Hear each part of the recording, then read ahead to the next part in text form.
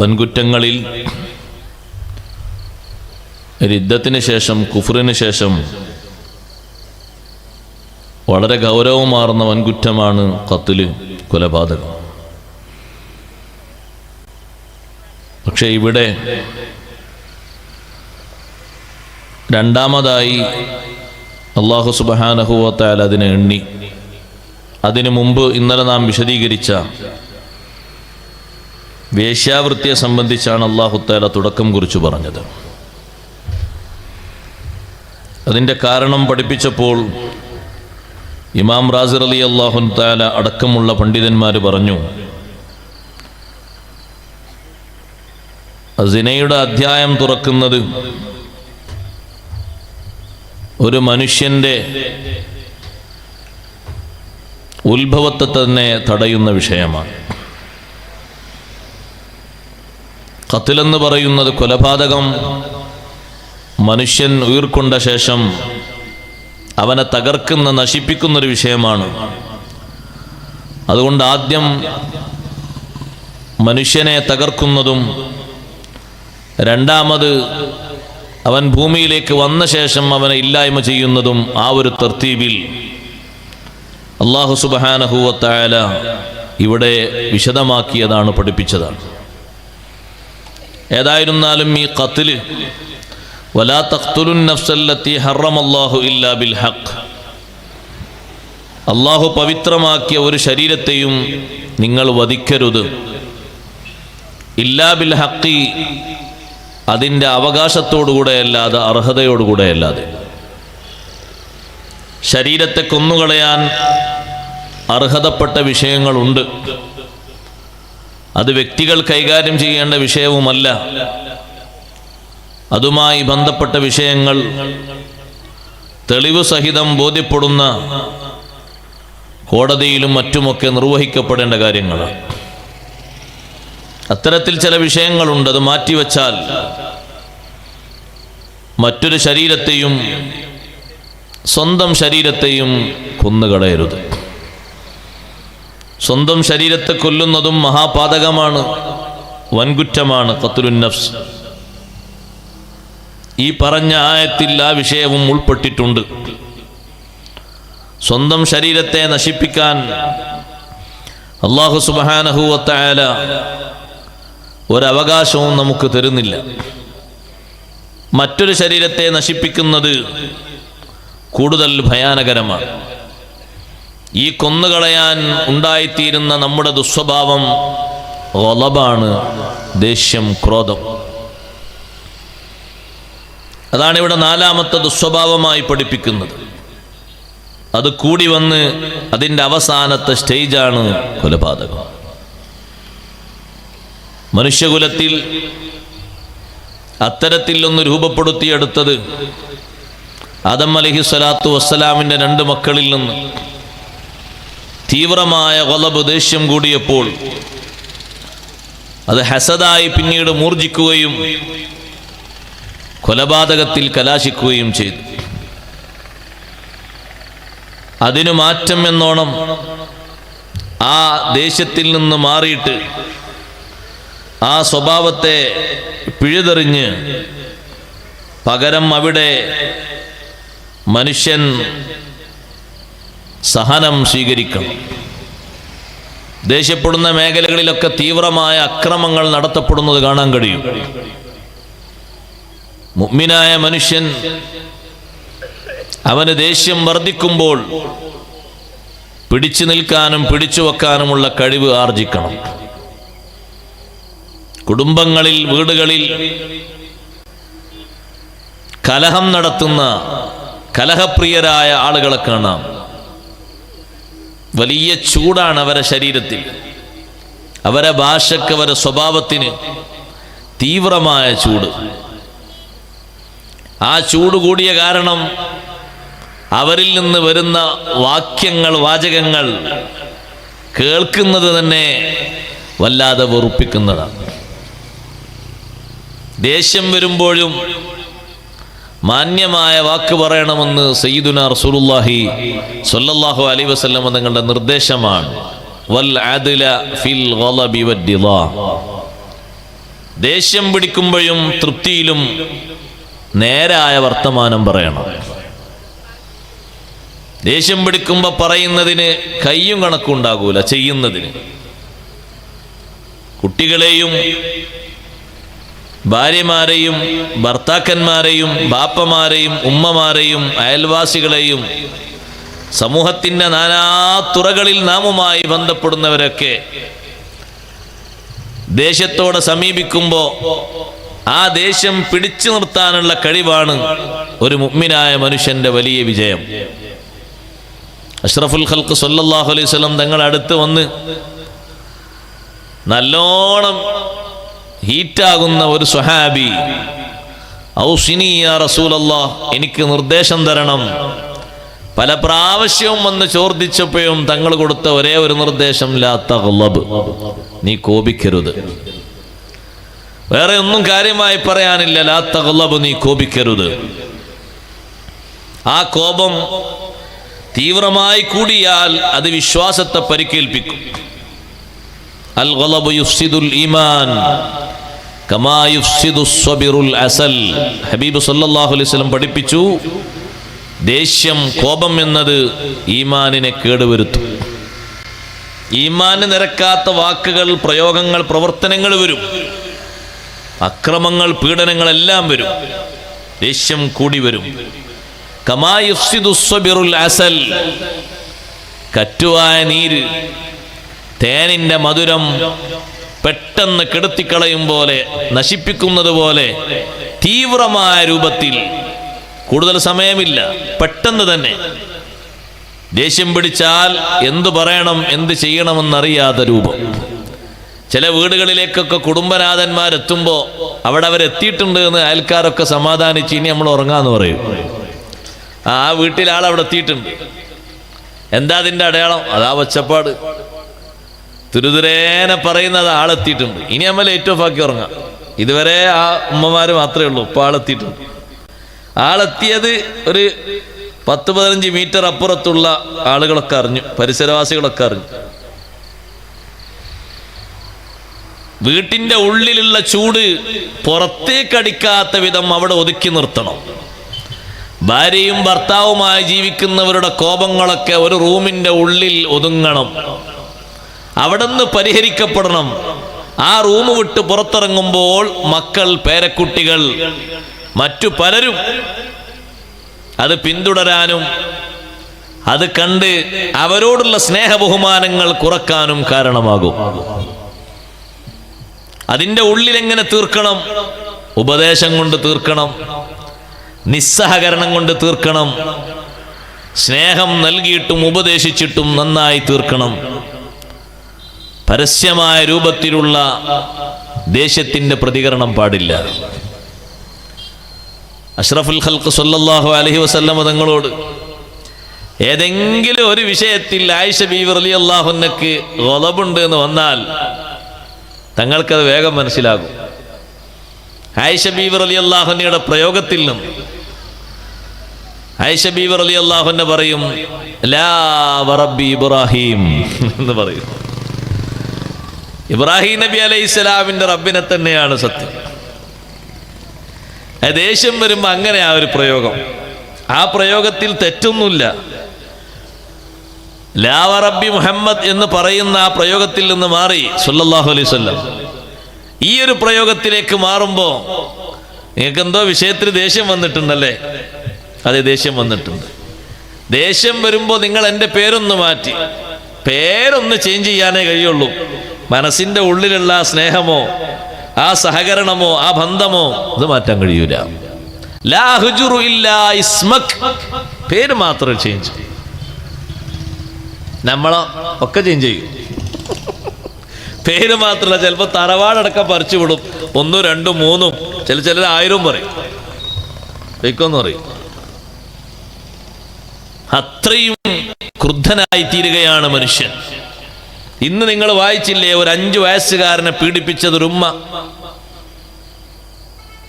ചെറിയ കുട്ടിയല്ലേ സഹോദരങ്ങളെ, 5 വയസ്സ്, തെമ്മീസെത്തിയിട്ട് പ്രായമായിട്ടില്ല. നമ്മുടെ വീടുകളിലൊക്കെ കളിച്ച് നടക്കുന്ന മക്കൾ, കാരണം പറഞ്ഞ കുസൃതിയിലെ പിന്നെ കുട്ടിയാവും. കുട്ടികൾക്ക് പറഞ്ഞതാ കുസൃതി എന്നുള്ളത്. കുട്ടിപ്രായത്തിലും കുട്ടിത്വത്തോടും യോജിച്ചതാണ്. അത് അവരുടെ ജീവിതത്തിന്റെ ഒരു ഹരമാണ്, ആനന്ദമാണ്, രസമാണ്. അഷ്റഫുൽ ഖൽഖ് സല്ലല്ലാഹു അലൈഹി വസല്ലം തങ്ങളുടെ ഇരിക്കുമ്പോൾ തങ്ങളെ കഴുത്തിൽ വന്ന് പുറത്തുകൂടെ കയറിയിരുന്നു ഹസൻ റളിയല്ലാഹു അൻഹു. രണ്ട് കാലും ഇങ്ങനെ തൂക്കിയിട്ടിരുന്നു. അതേ ഇരുത്തത്തിൽ നബി സല്ലല്ലാഹു അലൈഹി വസല്ലം അങ്ങനെ കൊണ്ടു നടന്നു ആ കുട്ടിയായിട്ട്. നമ്മൾ നടക്കോ? അങ്ങാടിയിലൂടെയാണ്, മാർക്കറ്റിലൂടെ, മദീന സൂക്കിലൂടെ. ഈ കുട്ടിയുടെ കാലും ഇങ്ങനെ തോളിലിട്ട് കുട്ടി തലയിൽ കൈവച്ച് അങ്ങനെ നടക്കുകയാണ് തങ്ങൾ. ഉമർ റളിയല്ലാഹു അൻഹു ഇങ്ങനെ കണ്ടപ്പോൾ നോക്കിയിട്ട് പറഞ്ഞു, നിഅമൽ മർക്കബ്, മോനെ നല്ല വാഹന കിട്ടിയത്, നല്ല വാഹനമാണ് കിട്ടിയത്. ഹബീബ് സല്ലല്ലാഹു അലൈഹി വസല്ലം നിങ്ങൾ പറഞ്ഞു, വാഹനം മാത്രമല്ല വനിഅമസ്സായിഖ്, മോള് കയറിയ ഡ്രൈവർ നല്ല ആളാണ്, എൻ്റെ വേറെ കുട്ടിയാണ്, ഒരു കുറവുമില്ല, ഒരു കുഴപ്പമില്ല. അവരോട് ചില കുസൃതിത്തരങ്ങളൊക്കെ ഉണ്ട്. പക്ഷേ ഉമ്മമാരെ, സഹോദരങ്ങളെ, സഹോദരിമാരെ, ആ കുസൃതികൾ എത്ര കൂടിയാലും നമ്മൾ കോപിതരാകാൻ പാടില്ല. കുസൃതി കളിക്കേണ്ട ഒരു പ്രായത്തിൽ നമ്മൾ അവർക്കതിനാണ് കൂടെ നിന്ന് കൊടുക്കേണ്ടത്. അവരെ ബുദ്ധി വികസിക്കാനും അവരെ മനസ്സ് വിശാലമാകാനും. കുട്ടിക്കാലത്ത് തന്നെ മനസ്സ് സങ്കുചിതമായി പോയാൽ പിന്നെ ആ മനസ്സ് വികസിച്ച് കിട്ടാൻ വല്ലാത്ത പണിയാണ്. അത് സങ്കുചിതമാകുന്ന രൂപമാണ് പീഡനങ്ങളെ കൊണ്ടും മർദ്ദനങ്ങളെ കൊണ്ടും ഉണ്ടാകുന്നത്. 5 വയസ്സുകാരൻ്റെ ശരീരത്തിൽ പൊള്ളലേൽപ്പിച്ചു എന്നുള്ള വാർത്ത വായിക്കാൻ കഴിയുന്നുണ്ട്. ആ ചെറിയ പിഞ്ചു കുട്ടിയുടെ കാലിൽ പൊള്ളലേറ്റിട്ട് മാറാത്ത ഒരു അടയാളം എത്ര ഒരു സങ്കടകരമാണ്. അടിക്കുക, ചെറിയ കുട്ടികൾ അടിക്കുക, നഊദു ബില്ലാഹി മിൻ ദാലിക്. ചെറിയ കുട്ടികളെ സ്നേഹത്തോടെ തലോടണം, അടിക്കാൻ പാടില്ല. തമീസ് എത്തുന്ന സമയം വരെ കുട്ടികൾ അടിക്കാൻ പാടില്ല. അവർക്കൊരു പക്വതയുടെ സമയം എത്തുന്നത് എപ്പോഴാ? ഒരു 7 ഇങ്ങോട്ടാകുമ്പോഴാണ്. നമ്മളെ കുസൃതിക്ക് നമ്മൾ അടിച്ചാൽ മതിയായിരുന്നോ? നമ്മളെ വലിച്ചെറിയില്ലായിരുന്നില്ലേ? നമ്മളെ വലിച്ചെറിഞ്ഞിട്ടില്ലല്ലോ, ഏതെങ്കിലും റോഡ് സൈഡിൽ കൊണ്ട് ഉപേക്ഷിച്ചിട്ടില്ലല്ലോ. സ്നേഹത്തോടെ പോറ്റി വളർത്തിയില്ലേ? അതേ രൂപത്തിലുള്ള സ്നേഹം പകരണം. ചിലര് മക്കളോട് ഇങ്ങോട്ട് കൊലപായിട്ട്, വാപ്പ വന്നാ മക്കളൊക്കെ ഇങ്ങനെ ഒരു മൂലയിൽ ഇങ്ങനെ നിസ്കാരവും നോമ്പൊക്കായി എഴുത്തും കുത്തൊക്കായി ഉമ്മാനോട് പതുക്കെ, ഇപ്പം ചെന്നാ പോവുക, ഇപ്പം 2 ദിവസം കഴിഞ്ഞിട്ടേ പോകുള്ളൂ, ഇന്നാലില്ലാഹി ഇന്നാ ഇലൈഹി റാജിഊൻ. 2 ദിവസം ഇനി ഉപ്പാനെ സഹിക്കണോ? 48 മണിക്കൂർ വലിയ പ്രയാസമാണ്. സദാസമയത്തും ആ വാപ്പ ക്ഷോഭം. ഒന്ന് അങ്ങോട്ടനങ്ങിയാൽ ഇങ്ങോട്ടനങ്ങിയാൽ ഒച്ചപ്പാടുണ്ടാക്കി. ആ കുട്ടി ഒന്ന് കോണി ഇറങ്ങി വരുമ്പോ ഒരു കാലൊന്ന് മുന്നോട്ടായി, മരത്തിന്റെ കോണി ഒച്ച കൂടുതൽ ഉണ്ടാവുമല്ലോ, ഒന്നൊന്ന് മുന്നോട്ട് ചവിട്ടിയതാണ്. അപ്പോഴേക്കത് ചാട്ടമാക്കി. പിന്നെ അതിന് തുരുതരാ ചീത്ത പറഞ്ഞു. അടുക്കളയിൽ പോയി എന്തോന്ന് എടുത്തപ്പോ അവിടെ ഇങ്ങനെ അട്ടിയാക്കി വെച്ചിരുന്ന സ്റ്റീലിന്റെ ഗ്ലാസ് ഉണ്ടായിരുന്നു. അത് വീണ നല്ല ഒച്ച ഉണ്ടാകുമല്ലോ. താഴോട്ട് വീണപ്പോ, വരിവരിയായി വീണപ്പോ നല്ല ശബ്ദം ഉണ്ടായി. അപ്പോഴും പിന്നെയും ചൂടായി. സ്വാഭാവികമായ രൂപങ്ങൾക്കൊക്കെ ചൂടാകുമ്പോൾ മനസ്സിൽ വെറുപ്പും വിരോധവുമാണ് കൂടുതലായി ഉണ്ടാവുക. അതുകൊണ്ടാണ് മഹാന്മാരായ പണ്ഡിതന്മാർ കൽമുൽ ഗൈർ, ദേഷ്യം നിയന്ത്രിക്കാനും ഒതുക്കാനുള്ള കഴിവ്, അത് വല്ലാത്തൊരു കഴിവാണ്, ചെറിയ കഴിവല്ല. ദേഷ്യം കൊണ്ട് പിടിച്ച് തീവ്രമായി വരുമ്പോൾ പിടിച്ചു വെക്കാനുള്ള കഴിവാണ് ഈമാനിന്റെ വലിയ കഴിവ്. അവിടെ അരുതാത്തതൊന്നും പറയരുത്, ഒന്നും പറയരുത്. അഷ്റഫുൽ ഖൽഖ് സല്ലല്ലാഹു അലൈഹി വസല്ലം തങ്ങൾക്ക് ദേഷ്യം വന്നാൽ സ്വഹാബത്തിന് എങ്ങനെ മനസ്സിലാകും? അവിടുത്തെ മുഖം കാണുമ്പോഴേക്ക് ഞങ്ങൾക്ക് മനസ്സിലാകും. പറച്ചില്ലല്ല. ഞങ്ങളിടത്ത് എന്തോ ഒരു അപാകത സംഭവിച്ചിട്ടുണ്ട്, ഞങ്ങളെ വാക്കിലാണ്, ഞങ്ങളെ പ്രവൃത്തിയിലാണ്, അല്ലെങ്കിൽ ചോദിച്ചൊരാളെ ചോദ്യം പറ്റാത്തത് കൊണ്ടാണ് തങ്ങൾ പ്രതികരിക്കുകയോ അടിക്കുകയോ ഒന്നുമല്ല. ഞങ്ങൾ മുഖം കാണുമ്പോൾ ഞങ്ങൾക്ക് മനസ്സിലാകും. ഉടനെ ഞങ്ങൾ പറയും, തങ്ങളുടെ ആ അവസ്ഥ ഒന്ന് മാറിക്കിട്ടാൻ, ഞങ്ങൾക്കൊന്ന് സന്തോഷം കിട്ടാൻ, റളീനാ ബില്ലാഹി റബ്ബൻ വബിൽ ഇസ്ലാമി ദീനാ വബിമുഹമ്മദിൻ സ്വല്ലല്ലാഹു അലൈഹി വസല്ലമ നബിയ്യൻ വറസൂലാ. അതങ്ങനെ ആവർത്തിച്ചു പറയും. ചോദിച്ച ആളെ ചോദ്യം ശരിയായില്ലെങ്കിൽ അയാളോട് തിരുത്തി ചോദിക്കാൻ പറയും. ചിലപ്പോൾ ഒരു നിലക്കും ബഹുമാനത്തോട് ചേരുന്ന ചോദ്യമായിരിക്കില്ല ചോദിച്ചിട്ടുണ്ടാകുക. അപ്പൊ തങ്ങളെ മുഖത്ത് അതിനോടുള്ള വെറുപ്പ് കണ്ടാൽ ഞങ്ങൾക്ക് വിഷമാണ്. ഞങ്ങളെ കൂടെ ഇരിക്കുമ്പോൾ ഇങ്ങനത്തെ ഒരു അവസ്ഥ വന്നല്ലോ, അതുകൊണ്ട് അവിടത്തേക്ക് ദേഷ്യമാകുന്ന ഒരു പ്രയോഗങ്ങളോ മറ്റോ ഒന്നും ഞങ്ങൾ അനുവദിക്കാറില്ല. ഇതേ രൂപത്തിൽ തന്നെ വീട്ടിലെത്തുമ്പോൾ സദാസമയത്തും കുറ്റവും കുറവും പറഞ്ഞ് ഭാര്യമാരെയും മക്കളെയും ഉമ്മയെയും ബാപ്പയെയും അധിക്ഷേപിച്ച് വില്ലനായി വർത്തിക്കുന്ന കുടുംബനാഥന്മാരുണ്ട്. ഒരു പക്ഷേ അവർ മക്കളിൽ മൂത്തവരായിരിക്കും, അല്ലെങ്കിൽ ഇളയവരായിരിക്കും, അല്ലെങ്കിലോ ഉപ്പമാരായിരിക്കും, ഉപ്പാപ്പമാരായിരിക്കും. സഹോദരങ്ങളെ, ആ ദേഷ്യം മൂർജിച്ചു വരുമ്പോ, കൈപ്പേറിയ വാക്കുകൾ വരുമ്പോ നമ്മുടെ ഈമാനിനെ ബാധിക്കുന്നുണ്ടെന്ന് മനസ്സിലാക്കണം. ശൈത്താന് വീണ്ടും വീണ്ടും മൂതി വീർപ്പിക്കുന്ന രംഗമാണ്. മനുഷ്യനെ കൂടുതൽ കൂടുതൽ അവനെ പ്രചോദിപ്പിക്കും. ശൈത്താന് ദേഷ്യം വരുമ്പോ കടുപ്പിക്കും, വീണ്ടും വീണ്ടും പറയാൻ പ്രോത്സാഹിപ്പിക്കും. പിടിച്ചു വെക്കാനുള്ള നല്ല കഴിവുണ്ടോ? നല്ല രക്ഷയുണ്ട്. ഇന്നമ ശദീദുല്ലദീ യംലികു നഫ്സഹു ഇൻദൽ ഗളബി. ഹദീസിൽ പറഞ്ഞല്ലോ, നല്ല ശക്തിയുള്ളവൻ, നല്ല ശക്തിയും ആരോഗ്യവുമുള്ള ആള് ദേഷ്യം വരുമ്പോ നിയന്ത്രിക്കാനുള്ള കഴിവ് നേടിയെടുക്കുന്നവനാണ്. സുബ്ഹാനല്ലാഹ്. മക്കളോട് ദേഷ്യപ്പെടേണ്ട രംഗങ്ങളുണ്ടോ? ഉണ്ട്. ആ ദേഷ്യം തന്നെ അവരുടെ ഭാവിയുടെ നന്മ ഉദ്ദേശിച്ചുകൊണ്ടുള്ള ദേഷ്യമാണ്, കൊല്ലാനുള്ള ദേഷ്യമല്ല, വീട്ടിൽ നിന്ന് അടിച്ചോടിക്കാനുള്ള ദേഷ്യമല്ല, അവര് നന്നാകണം എന്ന രൂപത്തിലുള്ള ദേഷ്യമാണ്.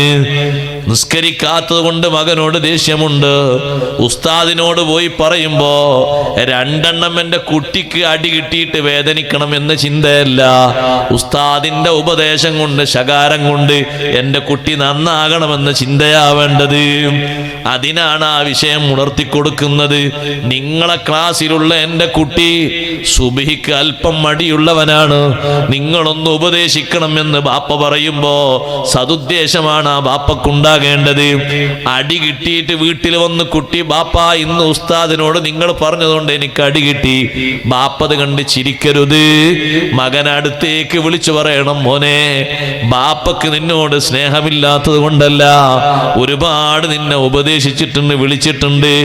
ഉസ്താദ് പറയുമ്പോ നീ നല്ലോണം അനുസരിക്കുന്ന മോനാണല്ലോ, നാളെ മുതൽ ഇനി നേരത്തെ എഴുന്നേറ്റ് നിസ്കാരമൊക്കെ അതായി നിർവഹിച്ചു പോകണം.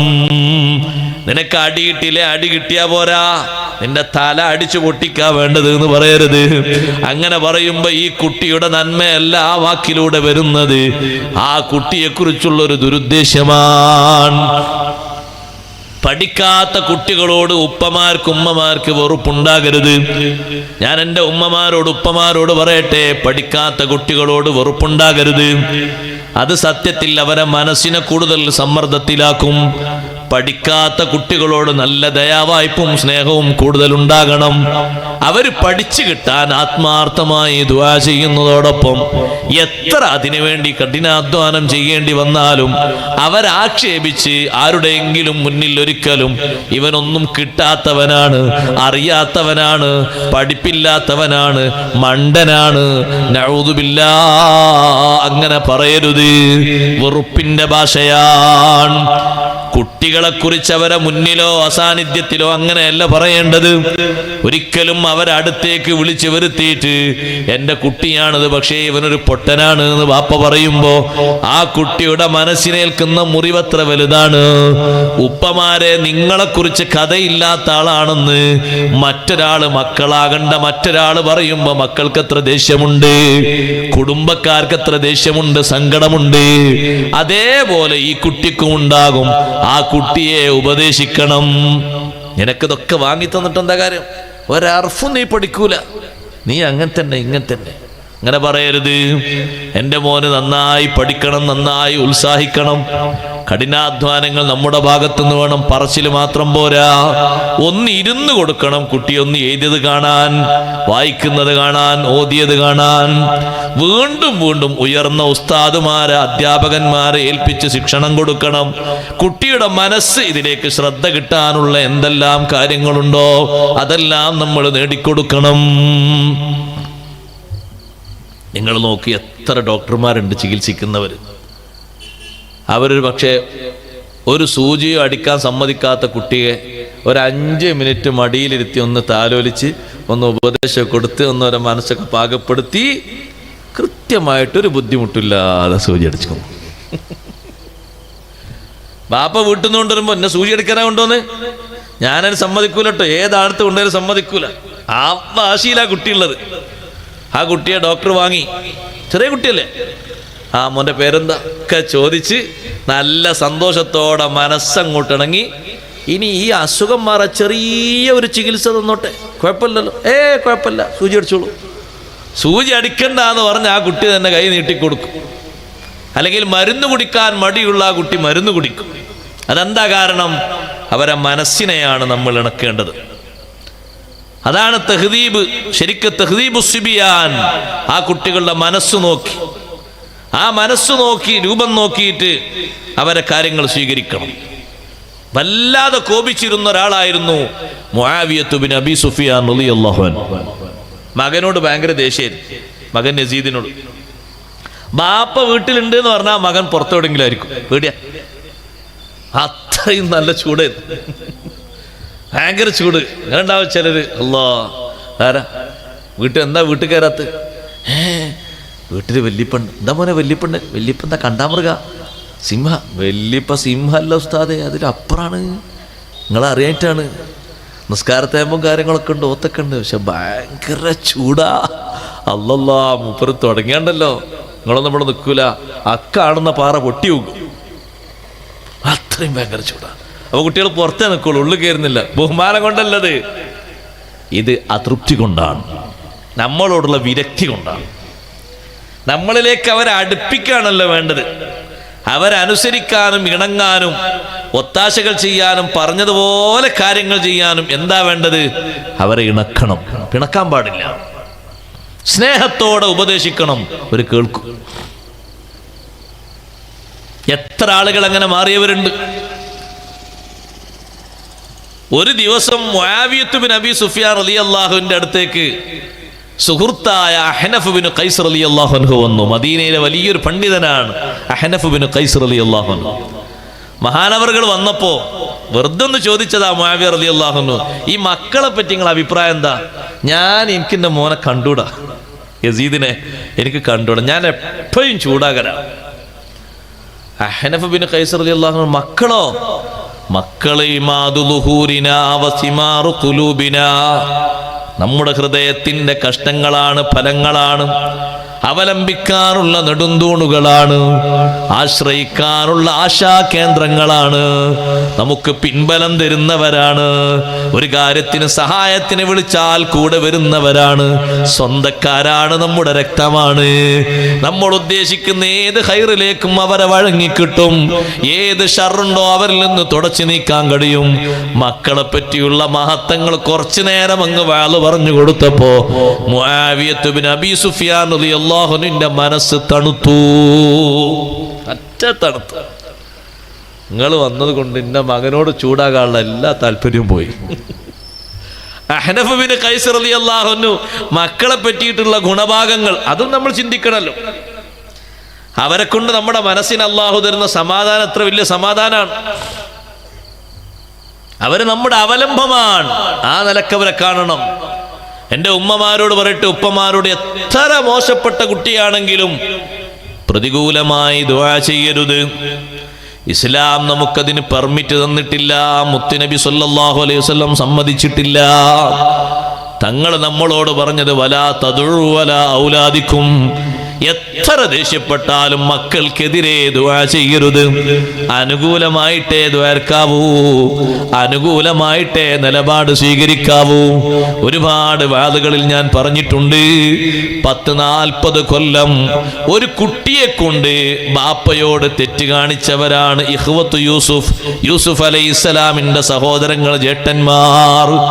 ആ 10 ആളോടുകൂടെ യാക്കൂബ് നബി അലൈഹിസ്സലാം 40 കൊല്ലം കഴിഞ്ഞിട്ടും ഒരിക്കലും അവർക്ക് വിഷമകരമാകുന്നൊരു വാക്ക്, വീട്ടിൽ നിന്ന് ബഹിഷ്കരിക്കുന്നൊരു സ്വഭാവം, നിങ്ങൾ ഏറ്റവും മോശപ്പെട്ടവരാണെന്നൊരു വാക്ക് ആ ഉപ്പ പറഞ്ഞിട്ടില്ല. ഏറ്റവും കൂടുതൽ ഇഷ്ടമുള്ള ഭക്ഷണം കഴിക്കുമ്പോഴും യാത്ര ചെയ്യുമ്പോഴും കിടക്കുമ്പോഴും തോട്ടത്തിൽ പോകുമ്പോഴും അങ്ങാടിയിൽ പോകുമ്പോഴൊക്കെ കൂടെയുള്ള മോനാണ് യൂസുഫ് നബി അലൈഹിസ്സലാം. അങ്ങനെയുള്ളൊരു കുട്ടി അങ്ങ് വേർപിരിയുമ്പോഴുള്ള വിഷമത്രയൊന്ന് ആലോചിച്ചു നോക്കൂ, ഒന്ന് ചിന്തിച്ചു നോക്കൂ, ഒന്ന് രൂപപ്പെടുത്തി നോക്കൂ. ആ കുട്ടിയെ അടർത്തെടുത്തി കൊണ്ടുപോയി ശുദ്ധമായ കളവും പറഞ്ഞ് തിരിച്ചു വന്ന ഈ മക്കളെ ഇനി ഇങ്ങോട്ട് കയറരുത് എന്ന് പറഞ്ഞില്ല, നിങ്ങൾക്ക് ഭക്ഷണം തരൂല എന്ന് പറഞ്ഞില്ല, മേലാല് നിങ്ങളെ കാണണ്ട എന്ന് പറഞ്ഞില്ല. അതൊക്കെ നമ്മളെ ഭാഷയല്ലേ. എന്താ മഹാനവർകൾ പറഞ്ഞത്? ഫസബുറുൻ ജമീൽ വല്ലാഹുൽ മുസ്തആനു അലാ മാ തസിഫൂൻ. നല്ല ക്ഷമയാണ് നിങ്ങളോട് എൻ്റെ പ്രതികരണം. നിങ്ങൾ പറഞ്ഞതിനൊക്കെ ഞാൻ അള്ളാഹുവിനോട് സഹായം തേടുകയാണ്. അള്ളാഹു എനിക്ക് നല്ല മാർഗം തുറന്നു തരും. സഹോദരങ്ങളെ, ഓരോ ദിവസവും യൂസുഫ് നബി അലൈഹിസ്സലാമിനെ ഓർക്കുമ്പോൾ യാക്കൂബ് നബി അലൈഹിസ്സലാം കരയാറുണ്ട്, സങ്കടപ്പെടാറുണ്ട്. പക്ഷേ ഈ 10 മക്കളോടും ആ ഒരു വിഷയ സംബന്ധിയായി ഒരു വാക്കും ബാപ്പ എതിരായി പറഞ്ഞിട്ടില്ല. 10-40 കൊല്ലക്കാലവും ആ മക്കളുടെ നന്മ ഉദ്ദേശിച്ചു കൊണ്ടുള്ള പ്രാർത്ഥനയാണ്. അല്ലാഹു സുബ്ഹാനഹു വ തആല ആ പ്രാർത്ഥന സ്വീകരിച്ചു. ഞാൻ എൻ്റെ ഉപ്പമാരോട് പറയട്ടെ, എത്ര പ്രതികൂലമായിട്ടാണ് അവർ വർത്തിച്ചത്. അവസാനം നിങ്ങൾ കണ്ടില്ലേ, വഖറൂ ലഹു സുജ്ജദാ. മക്കളൊക്കെ ബാപ്പയെ ഉമ്മയെ അനുസരിക്കുന്ന മക്കളായി. എന്നിട്ട് ആ മക്കളെ കൂടെ 25 കൊല്ലം കഴിയാൻ യാക്കൂബ് നബി അലൈഹിസ്സലാമിന് അല്ലാഹു ദീർഘായുസ് കൊടുത്തു. അതാ അനുകൂലമായ നിലപാട് സ്വീകരിച്ചിട്ട്. അത്ര പൊള്ളുന്ന വിഷയങ്ങളും നമ്മൾ ഉണ്ടായിട്ടില്ലല്ലോ.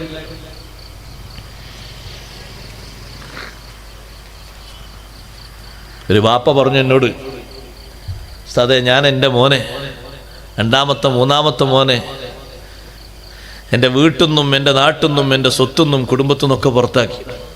ഞാൻ ചോദിച്ചു, എന്നിട്ട് എന്താ കിട്ടുക? എന്താ പുറത്താക്കാൻ കാരണമുണ്ടോ? കാരണമുണ്ട്. സത്യത്തിൽ തൃപ്തിക്കേട് വന്നതാണ്. അങ്ങനൊക്കെ വരാം, മക്കളിൽ അങ്ങനൊക്കെ സംഭവിക്കാം. അനുവാദമല്ലാതെ അങ്ങനൊക്കെ ഉണ്ടായിത്തീരാം. പക്ഷെ അവരെ നന്നാക്കിയെടുക്കാൻ ഈ മാർഗങ്ങളൊന്നും അല്ല മാർഗം. അത് നേരെ വിപരീത ഫലമാണ് ഉണ്ടാക്കുക. ആ കുട്ടി ഒരു സ്ഥലത്ത് ജോലിക്ക് പോയിട്ട് കൂട്ടുകാരെ കൂടെ ഇങ്ങനെ കഴിയുമ്പോൾ ആ കുട്ടിയുടെ മനസ്സിൽ ഒരു പെണ്ണിനോട് ഇഷ്ടം തോന്നി. പ്രേമല്ലട്ടോ, ഇഷ്ടം തോന്നി. അത് അന്വേഷിച്ചു, കുടുംബക്കാരെ കൊണ്ട് അന്വേഷിച്ചു. എല്ലാ നിലക്കും കാര്യങ്ങളൊക്കെ ഒത്തതാണ്. സാമ്പത്തികമായി കുറച്ച് കുറവുണ്ട്. അത്ര കുറവുണ്ട്, ബാക്കിയൊക്കെ സലാഹിയത്ത് മറ്റൊക്കെ റെഡിയാണ്. അങ്ങനെ ഈ കുട്ടി ഇങ്ങനെ ഇഷ്ടം തോന്നിയപ്പോൾ വാപ്പാനോട് പറഞ്ഞു, ഇങ്ങനെ ഒന്ന് നിങ്ങൾ അന്വേഷിച്ച തിരക്കടില്ല, ഒരു നിലക്കും ബാപ്പ വഴിക്ക് വീഴില്ല.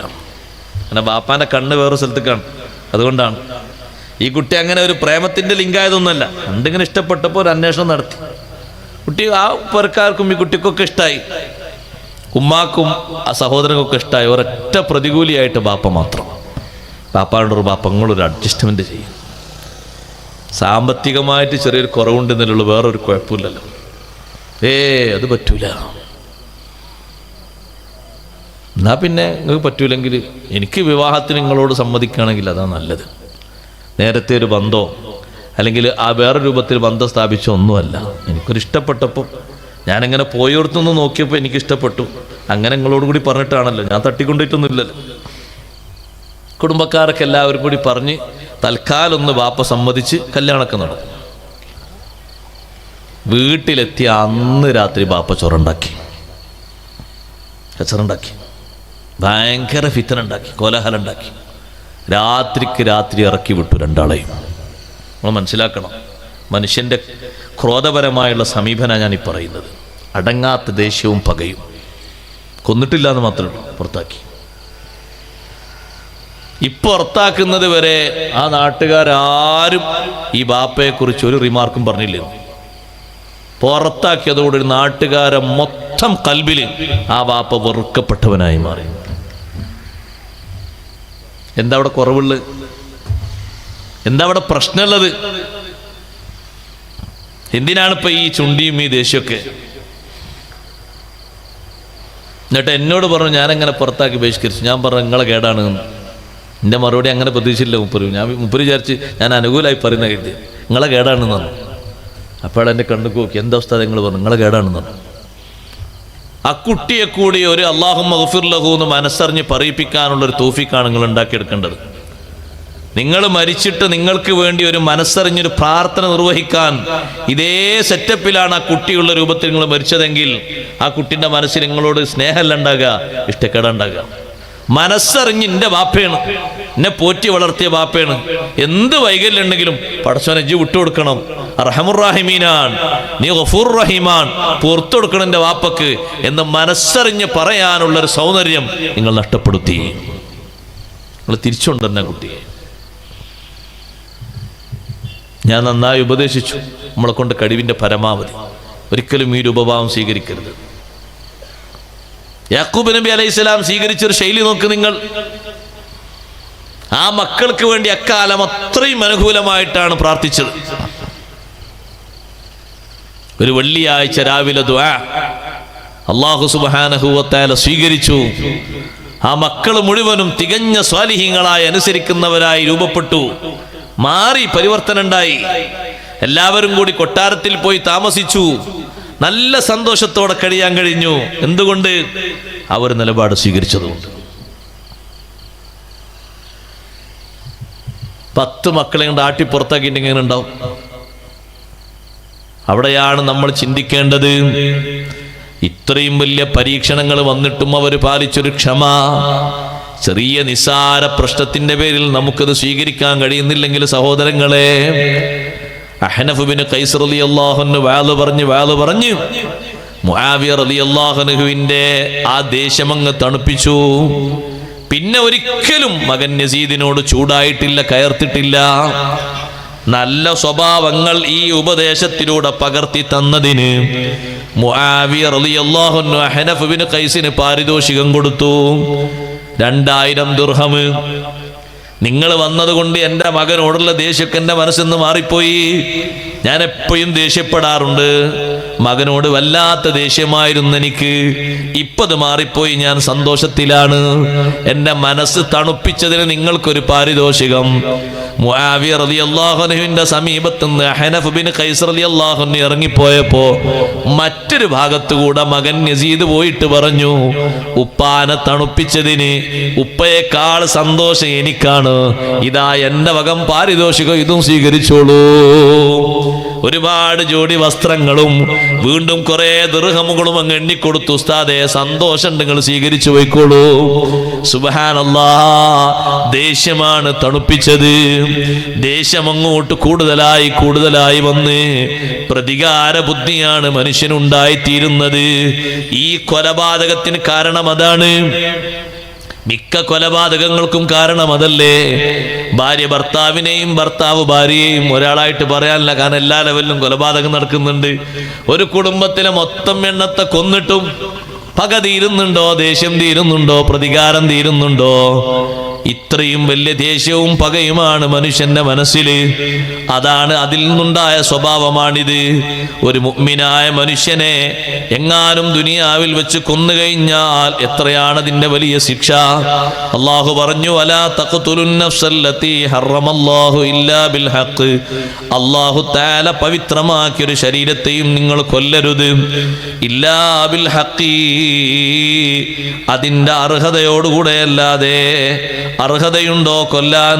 ചില വിഷയങ്ങളിൽ അങ്ങനെ ഒരു അർഹത വരും.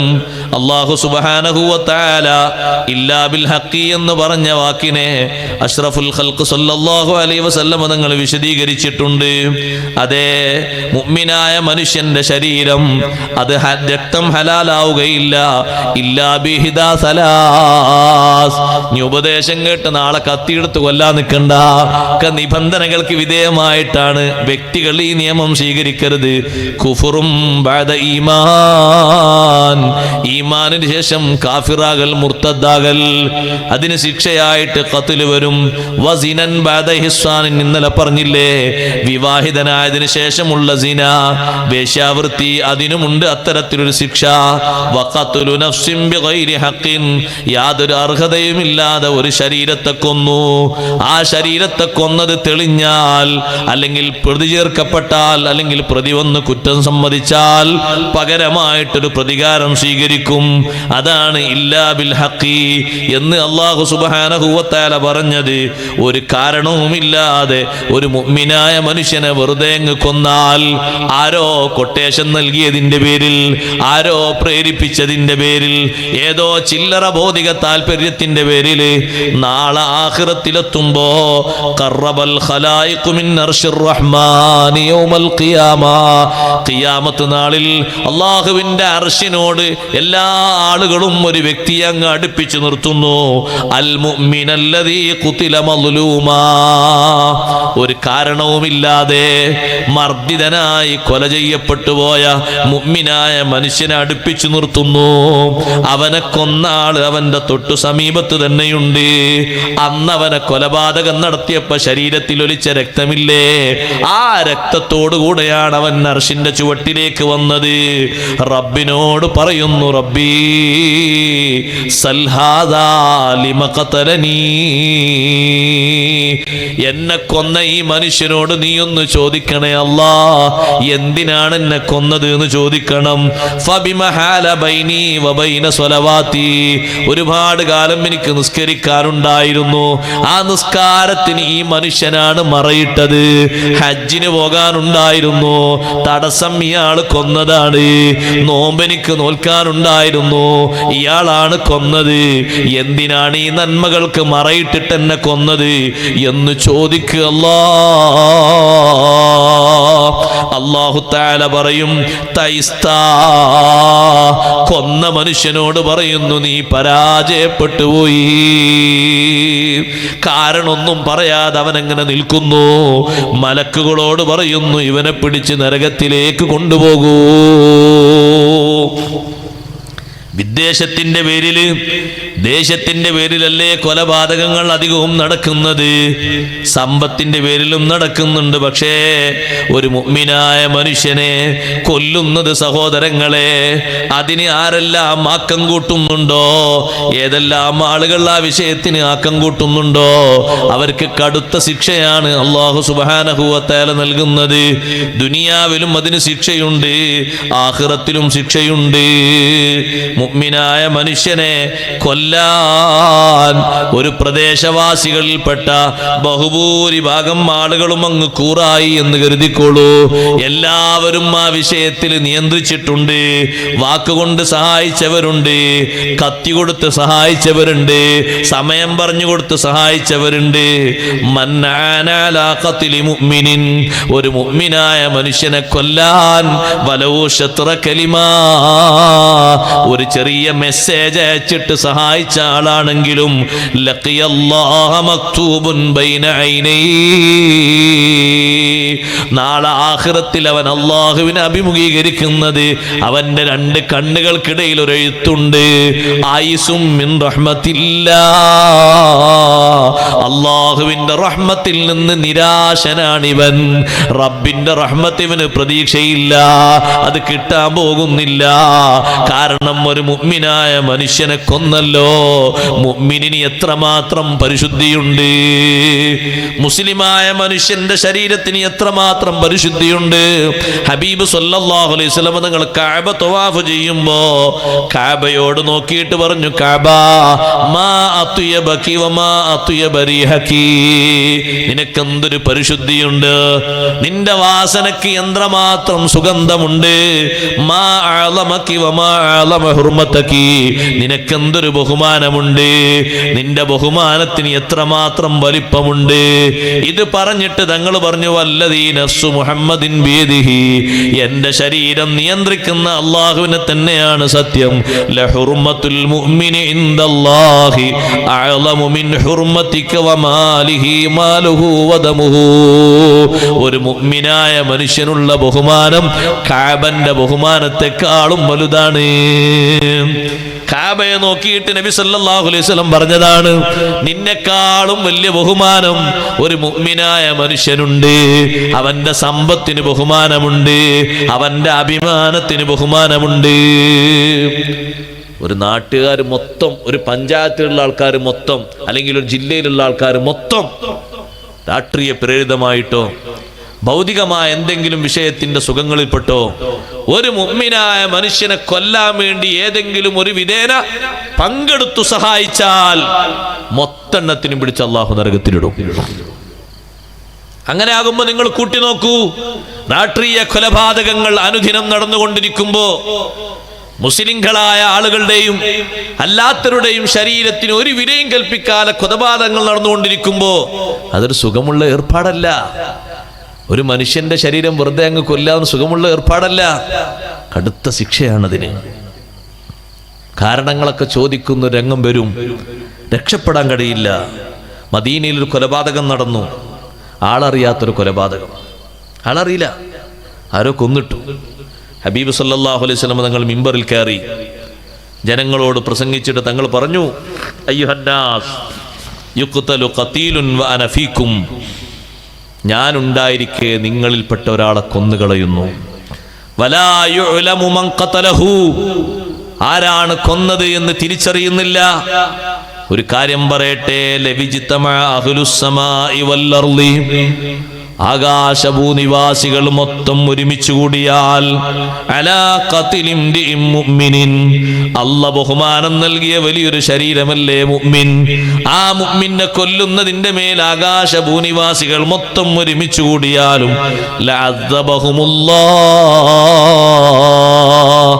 അല്ലാഹു അവരെ ശിക്ഷിക്കുക തന്നെ ചെയ്യും. ഇല്ലാ യഫഅല മാ യശാ,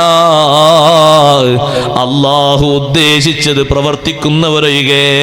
അല്ലാഹു ഉദ്ദേശിച്ചത് പ്രവർത്തിക്കുക എന്ന് പറഞ്ഞാൽ ഖിസാസാണ്, ശിക്ഷാ നടപടി.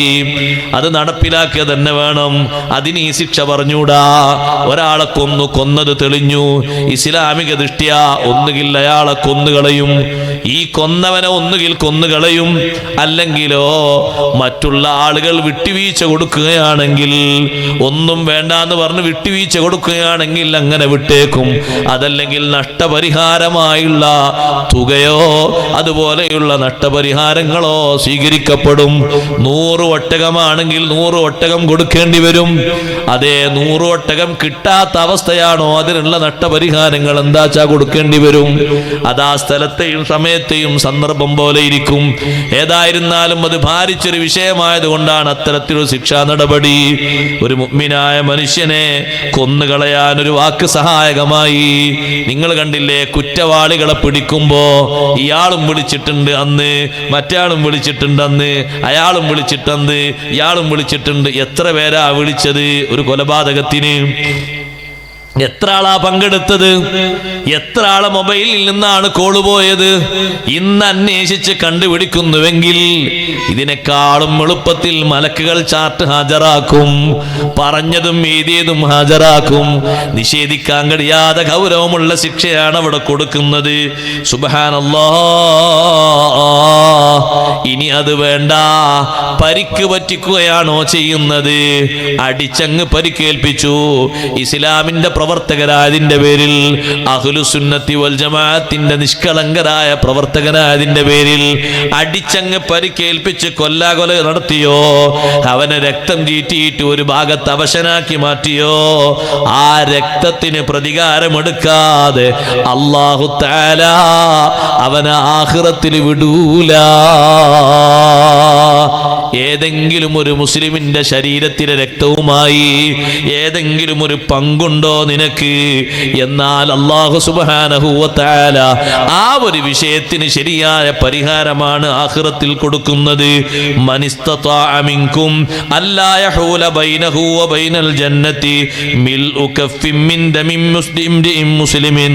നബി സല്ലല്ലാഹു അലൈഹി വസല്ലം തങ്ങൾ പറഞ്ഞു, നിങ്ങളിൽ ആർക്കെങ്കിലും സാധിക്കുമോ അവനും സ്വർഗത്തിനും ഇടയിൽ മറയിടാതിരിക്കാൻ, ഒരു കൈപ്പിടി നിറയെ ഒരു മുസ്ലിമായ മനുഷ്യന്റെ രക്തം ചീറ്റിക്കാൻ? കമാ യദ്ബഹു ദജാജ, ഒരു കോഴിയെ അറുത്തിട്ട് രക്തം ചീറ്റും പോലെ ഒരു മുസ്ലിമായ മനുഷ്യന്റെ ശരീരത്തിൽ നിന്ന് രക്തം ചീറ്റിയിട്ട് സ്വർഗത്തിൽ കടക്കാതിരിക്കാൻ നിങ്ങൾക്ക് സാധിക്കുമോ? കുല്ലമാ തഅറദ ലിബാബിൻ മിൻ അബ്വാബിൽ ജന്ന, ഒരുപാട് സുഹൃതങ്ങൾ ചെയ്ത മനുഷ്യൻ ഒരു മുസ്ലിമിനെ അടിച്ചിട്ട് അവന്റെ പല്ല് പൊട്ടിച്ചിട്ട് രക്തം വന്നിട്ടുണ്ട്. എന്തേ കാരണം? പള്ളിയിലേക്ക് നിസ്കരിക്കാൻ വേണ്ടി വന്നപ്പോ അടിച്ചതാണ്, അല്ലെങ്കിലോ ഒരു ഖതീബിനെ കൊണ്ടുവന്നതിന് അടിച്ചതാണ്, അല്ലെങ്കിൽ നിസ്സാര പ്രശ്നത്തിന്റെ പേരിൽ അടിച്ചതാണ്. അടിച്ചിട്ട് തല പൊട്ടിച്ചു, അല്ലെങ്കിൽ കാത് പൊട്ടിച്ചു, പല്ല് പൊട്ടിച്ചിട്ട് രക്തം വന്നു. ഒരു കോഴി അറുത്തിട്ട് വരുന്ന രക്തം പോലെ അത് സഹോദരങ്ങളെ തോനെ അധികമൊന്നുമില്ലല്ലോ, വളരെ കുറച്ചല്ലേ. ആ മനുഷ്യൻ സ്വർഗത്തിന്റെ ഓരോ ഗേറ്റിലേക്ക് വരുമ്പോ ഹാലല്ലാഹു ബൈനഹു വ ബൈനഹു, അല്ലാഹ് കവാടം കൊട്ടിയടക്കുകയാണ്, അവന്റെ മുന്നിൽ മറവീത്തുകയാണ്.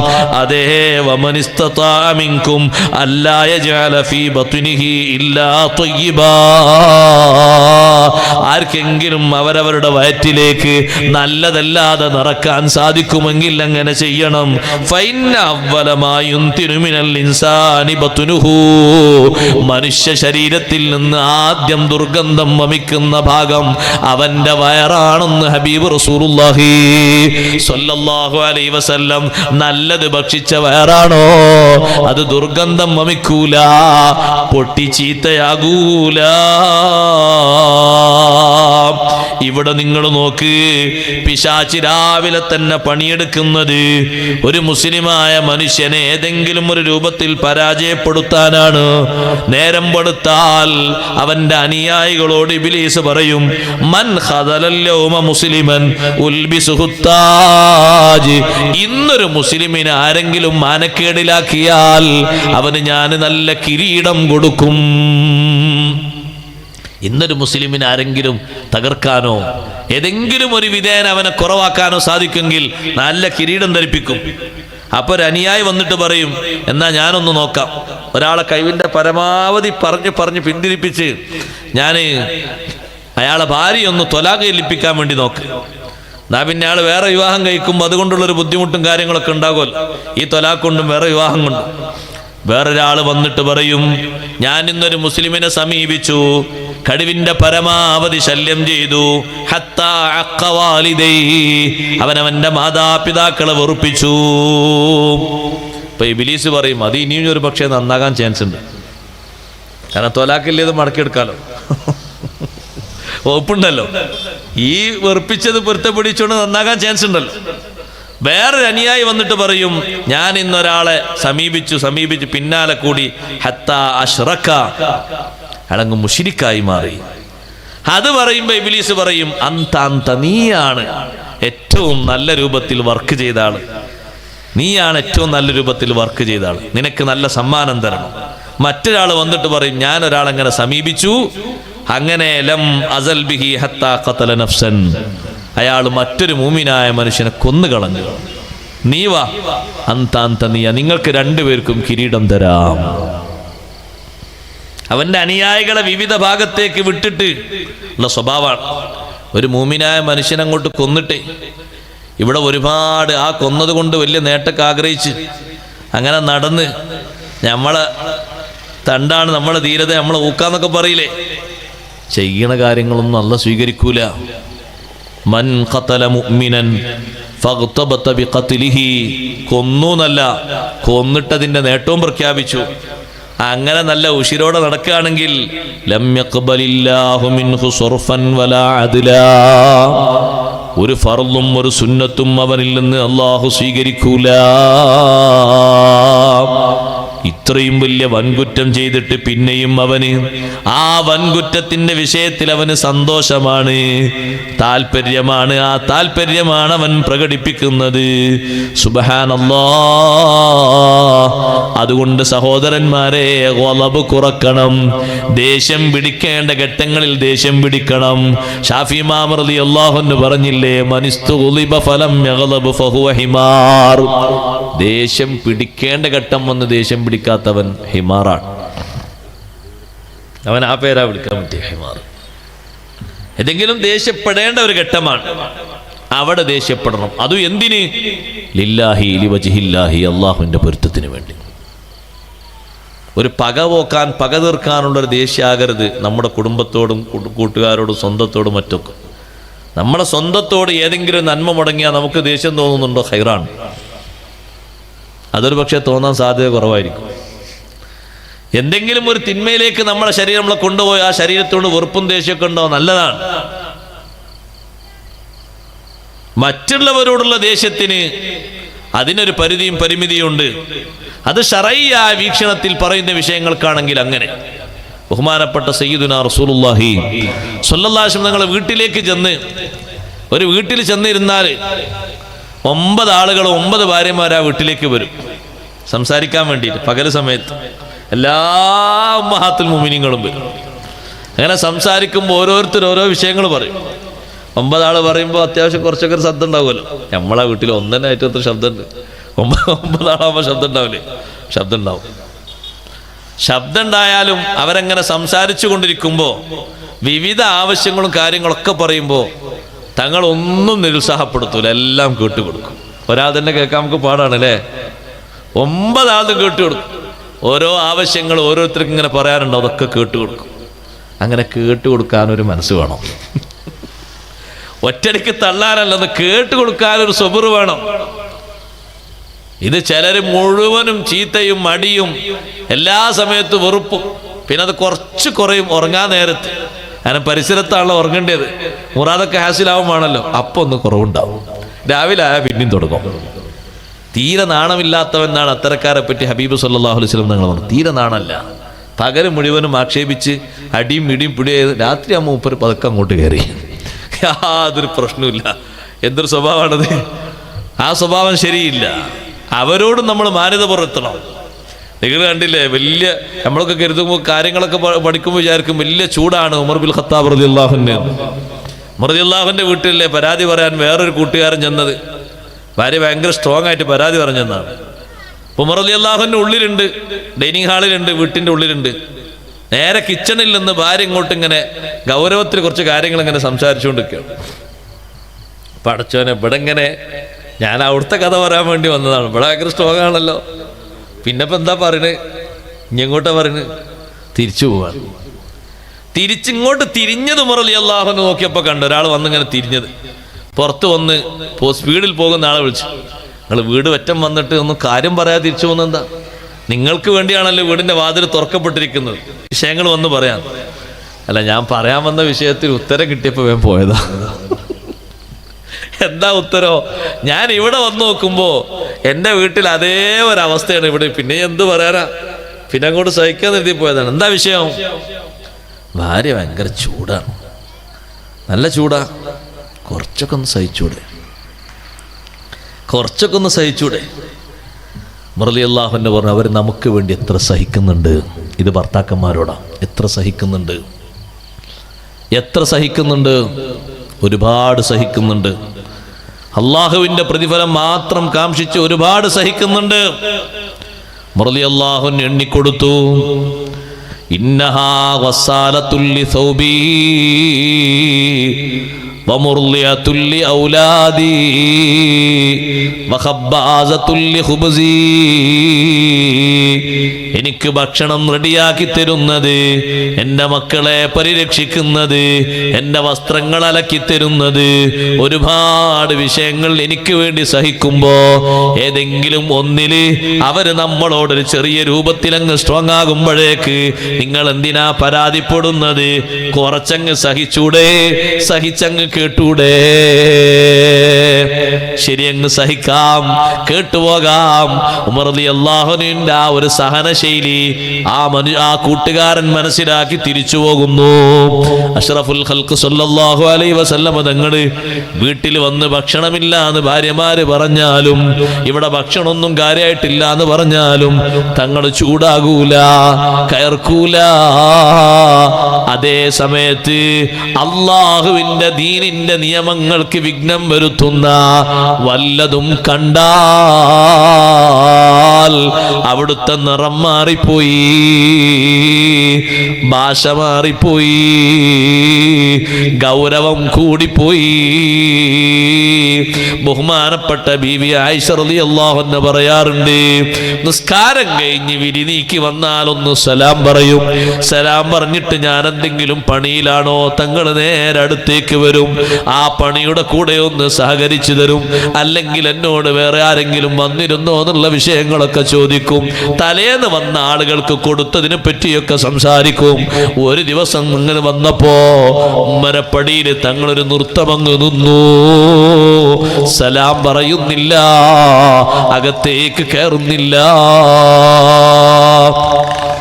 ഒരേ നൃത്തം നിന്നപ്പോ ഞാൻ ഉള്ളിൽ നിന്നും ഇങ്ങോട്ട് വന്നിട്ട് ചോദിച്ചു, അല്ലാഹുവിന്റെ റസൂലേ, എന്താണ് ഈ നൃത്തം? ഞാൻ എന്ത് തെറ്റാ ചെയ്തത്? തങ്ങൾ എന്താണ് സലാം പറയാതെ സംസാരിക്കാതെ ഒരേ ഒരു ഗൗരവത്തിൽ നിൽക്കുന്നത് എന്താണ്?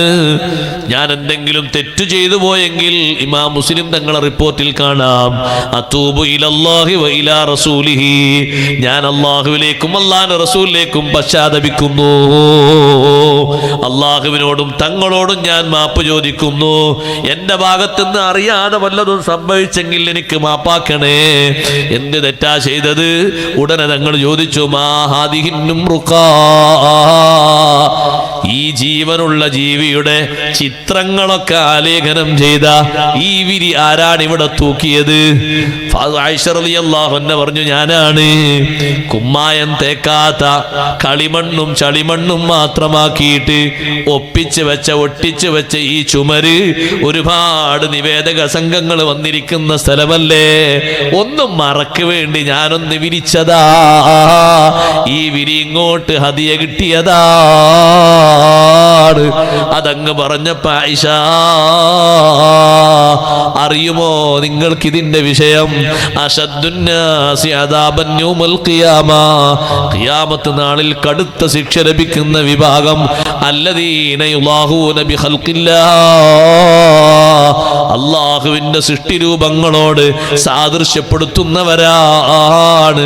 ജീവനുള്ള ജീവിയുടെ ഫോട്ടോകള് പകർത്തിയ രൂപം കണ്ടില്ലേ? ഇവരോട് നാളെ അല്ലാഹു തആല പറയും, മഹ്യൂ മാ ഖലഖ്തും, നിങ്ങൾ രൂപപ്പെടുത്തി പടച്ചു വെച്ചതിന് ജീവൻ കൊടുക്കൂ. അവർക്ക് ജീവൻ കൊടുക്കാൻ കഴിയില്ല. ദുനിയാവും തന്നെ ജീവൻ കൊടുക്കാൻ കഴിയാത്തവര് ആഖിറത്തിൽ എങ്ങനെ ജീവൻ കൊടുക്കാനാ? പറഞ്ഞ ഉടനെ തന്നെ ഞാനത് പറിച്ചു കീറി നിലത്തിട്ട് ചവിട്ടുന്ന ഭാഗത്ത് വെച്ചു. അതേ ബഹുമാനിക്കുന്ന തലം മാറ്റിയിട്ട് നിസ്സാരതയുടെ തലത്തിലേക്ക് വെച്ചു. ഉടനെ തന്നെ ഞാൻ അനുസരിച്ചു. ഇങ്ങനെയുള്ള ഘട്ടങ്ങളിലല്ലാതെ വ്യക്തിപരമായിട്ട് തങ്ങളെ ബാധിക്കുന്ന എന്തെങ്കിലും കുറവ് വന്നാല് അവിടുന്ന് കയർക്കാറില്ല, ദേഷ്യപ്പെടാറില്ല, ചൂടാകുന്ന സ്വഭാവമില്ല. പ്രായമുള്ള ഉമ്മമാരോട് ഒരു കാര്യം കൂടി കൂട്ടത്തിൽ ഞാൻ അങ്ങ് സൂചിപ്പിക്കട്ടെ.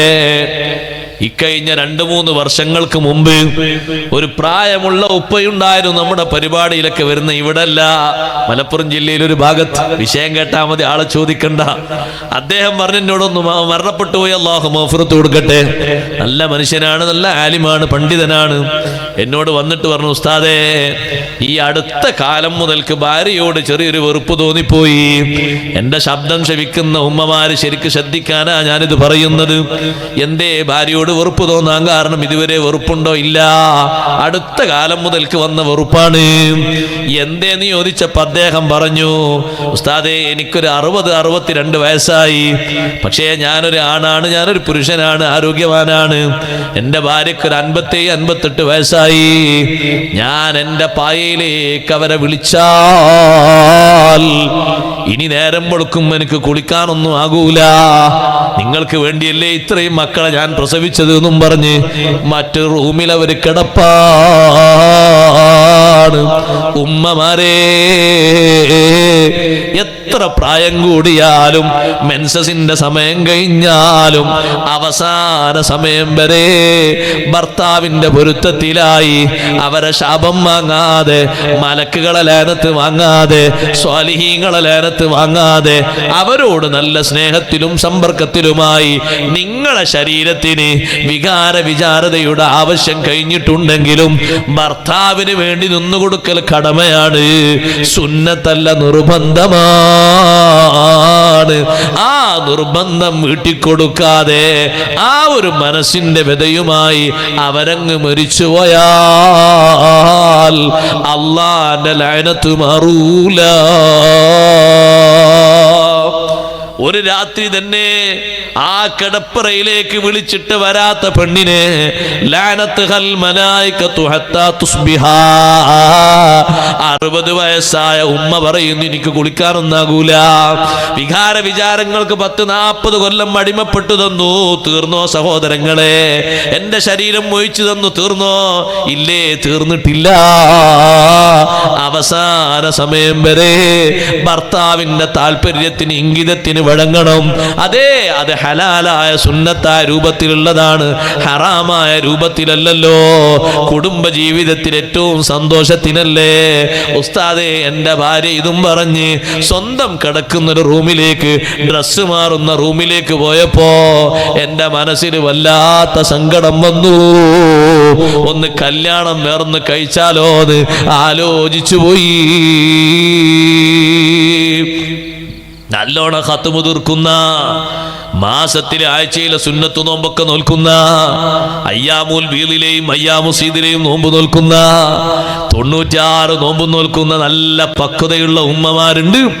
പക്ഷേ ഒരു കാര്യം പറയട്ടെ, ഒരിക്കലും ഭർത്താവിന്റെ വലബ് വാങ്ങിയിട്ട് മരിച്ചു പോകരുത്, മലക്കുകളുടെ ശാപം തട്ടിയിട്ട് മരിച്ചു പോകരുത്.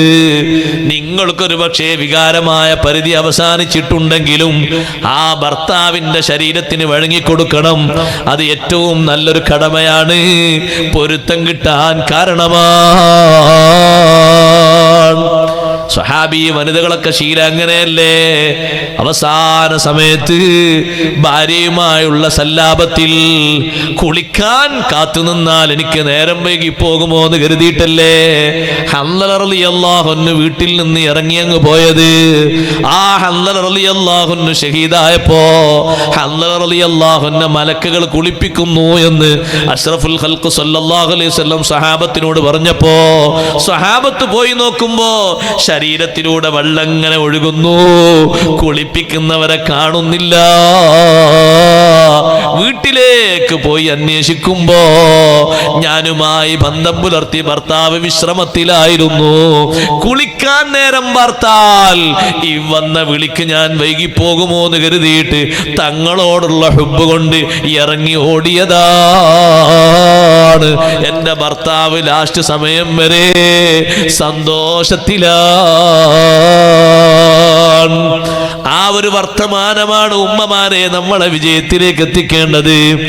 അവരെ ഒലബ് കൊണ്ട്, മലക്കുകളെ ലഅനത്ത് കൊണ്ട്, സ്വാലിഹീങ്ങളെ ശാപം തട്ടിയിട്ട് പിരിഞ്ഞു പോകുന്നവരാകരുത്. നിങ്ങൾക്ക് എത്ര പ്രായാധിക്യമായാലും വികാര വിചാരങ്ങൾക്ക് ഹലാലായ രൂപത്തിലേക്ക് ഭർത്താവ് വിളിക്കുമ്പോ നിങ്ങൾ വഴിപ്പെട്ട് കൊടുക്കുന്നില്ലെങ്കിൽ ഹറാമായ രൂപത്തിൽ ആ ഭർത്താവ് സ്വയംഭോഗം നടത്തിപ്പോയാൽ, വേറെ വല്ല മാർഗവും സ്വീകരിച്ചാൽ അതിനുകൂടി ഉത്തരവാദികളാകേണ്ടി വരും. നന്നായി ആ വിഷയം ശ്രദ്ധിക്കണമെന്ന് കൂട്ടത്തിൽ ഞാനൊന്ന് ഓർമ്മപ്പെടുത്തുന്നു.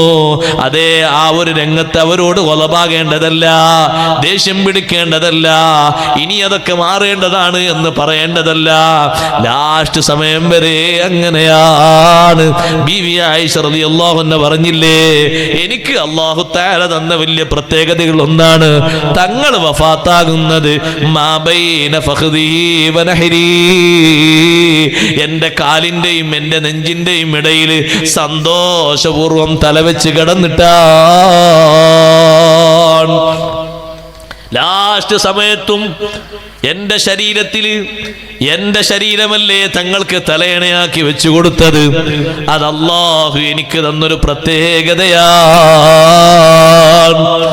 ലാസ്റ്റ് സമയത്തും എന്റെ പൊരുത്തവും എന്റെ ഭർത്താവിന്റെ പൊരുത്തവും യാതൊരു കുഴപ്പവുമില്ലാത്ത വിധത്തിലാണ് ഞങ്ങളെ ജീവിതം അവസാനിക്കുന്നത്. അവിടെയാണ് ഒരു ഉമ്മാന്റെ മാർക്ക് വീഴേണ്ടത്. അതുകൊണ്ടല്ലേ നിസ്കാരം പറഞ്ഞു ഹദീസില്, നോമ്പും പറഞ്ഞു ഹദീസില്, സക്കാത്തും പറഞ്ഞു. മൻ സ്വല്ലത്ത് ഖംസഹാ വസ്വാമത്ത് ശഹ്റഹാ വഹജ്ജത്ത് ബൈത റബ്ബിഹാ, ഈ ഫർളൊക്കെ പറഞ്ഞിട്ട് അവസാനം ഒരു കാര്യം ഹദീസിൽ പറഞ്ഞു, വഅതാഅത്ത് സൗജഹാ, തന്റെ ഇണക്ക് അനുസരിക്കുകയും ചെയ്താൽ ദഖലത്ത് ബൈത റബ്ബിഹാ, സ്വർഗ്ഗത്തിൽ പ്രവേശിച്ചു പോയി. ആ ഒരു വെറുപ്പ് സ്വീകരിക്കരുത് എന്ന് സാന്ദർഭികമായി ഞാൻ ഓർമ്മപ്പെടുത്തുകയാണ്. വലാ തഖ്തുലുൻ നഫ്സല്ലതി ഹറമല്ലാഹു ഇല്ലാ ബിൽ ഹഖി, കോപം എന്ന് പറയുന്ന അവസ്ഥ മാറ്റിയിട്ട് സഹനത്തിന്റെ അവസ്ഥ സ്വീകരിക്കണം. മഹത്തുക്കളായ മഹാന്മാര് പറഞ്ഞു, പണ്ഡിതന്മാര് നമ്മെ പഠിപ്പിച്ചു. അതേ, മഹത്തുക്കളായ ഒരുപാട് മഹാന്മാര് പറഞ്ഞു, 4 ദുസ്വഭാവങ്ങള് 4 ആളുകളിൽ വലിയ ദുസ്വഭാവമാണ്. 4 ആളുകളിൽ 4 ദുസ്വഭാവങ്ങൾ ഏറ്റവും നീചമായ സ്വഭാവമാണ്. മറ്റുള്ളവരിൽ ആ ദുസ്വഭാവങ്ങൾ ഉണ്ടാകുന്നതിനേക്കാൾ ഈ പറയുന്ന 4 ആളുകൾക്ക് ആ ദുസ്വഭാവം തീരെ ചേർന്നതല്ല. അതിലൊന്ന് അൽ ബുഖ്ലു ഫിൽ മുലൂക്ക്, രാജാക്കന്മാരിലുള്ള ബുഖ്ല്. രാജാവാകുമ്പോ ബുഖ്ല് പാടില്ല. അല്ലാഹു തആലയാണ് അധികാരം കൊടുത്തത്. ആ അധികാരത്തിനനുസരിച്ച് നല്ലോണം ചെലവ് ചെയ്യണം. വലിയ ഖലീഫയായ ബഹുമാനപ്പെട്ട ഉസ്മാൻ ഇബ്നു അഫ്ഫാൻ റളിയല്ലാഹു തആല അൻഹു, സാധുക്കളായ ആളുകൾ വരുമ്പോ, മിസ്കീന്മാര് വരുമ്പോ ബൈത്തുൽ മാലിൽ നിന്നൊരു വിഹിതം കൊടുക്കുന്നതിനോടൊപ്പം സ്വന്തം സമ്പത്തിൽ നിന്നൊരു വിഹിതവും കൂടി കൊടുക്കുമായിരുന്നു. പിശുക്ക് തീരെയില്ല, തീരെ പിശുക്കില്ല. ഉമർ ബിൻ അബ്ദുൽ അസീസ് റളിയല്ലാഹു അൻഹു ജനങ്ങൾക്ക് ഔദാര്യം ചെയ്യാൻ വേണ്ടി സ്വന്തം വാഹനമടക്കം വിറ്റ മഹാനാണ് ഉമർ ബിൻ അബ്ദുൽ അസീസ് റളിയല്ലാഹു അൻഹു. ഞാൻ ആ ചരിത്രത്തിലേക്ക് നീണ്ടു പ്രവേശിക്കുന്നില്ല. രാജാക്കന്മാർക്ക് തീരെ യോജിക്കാത്തതാണ്, ഭരണാധികാരികൾക്ക് തീരെ യോജിക്കാത്തതാണ് ബുഖൽ എന്ന് പറയുന്നത്, പിശുക്ക്. അവരുടെ കയ്യിൽ ഒരുപാട് സ്വാധീനങ്ങൾ, ആസ്തികളുണ്ട്. അതൊക്കെ ആളുകളുടെ കാരുണ്യ പ്രവർത്തനങ്ങൾ കൊടുക്കേണ്ടതാണ്. വൽ കദിബു ഫിൽ ഖുലാത്ത്, പിന്നെ യോജിക്കാത്ത ഒന്നാണ് ജഡ്ജിമാരിലുള്ള നുണ പറയല്. ജഡ്ജിയാകുമ്പോ നീതിമാനാകണം. ആർക്കെങ്കിലും അനുസരിച്ച് ഒപ്പിച്ച് വിധി പറയുന്ന ആളാകരുത്. ഏതെങ്കിലും പണത്തിന് വഴങ്ങിയിട്ട് നുണ പറയുന്ന ആളാകരുത്. നീതിയോടെ സത്യത്തോടെ വർത്തിക്കുന്ന ആളാകണം. ജഡ്ജിമാരാണോ, അവരിൽ കദിബ് വളരെ മോശമാണ്. ആർക്കും കദിബ് പറ്റൂല. പക്ഷേ ഇവരെ സംബന്ധിച്ച് ചിന്തിച്ചു നോക്കുമ്പോ ഇത് വളരെ നികൃഷ്ടമാണ്, വളരെ നീചമാണ്. വൽ ഹിദ്ദത്തു ഫിൽ ഉലമാ, പണ്ഡിതന്മാരാണോ, കടുത്ത ദേഷ്യം, ക്രോധം അവരോട് ചേർന്നതല്ല. സഹനത്തിന്റെ ശൈലിയാണ്, ശീലമാണ് വേണ്ടത്.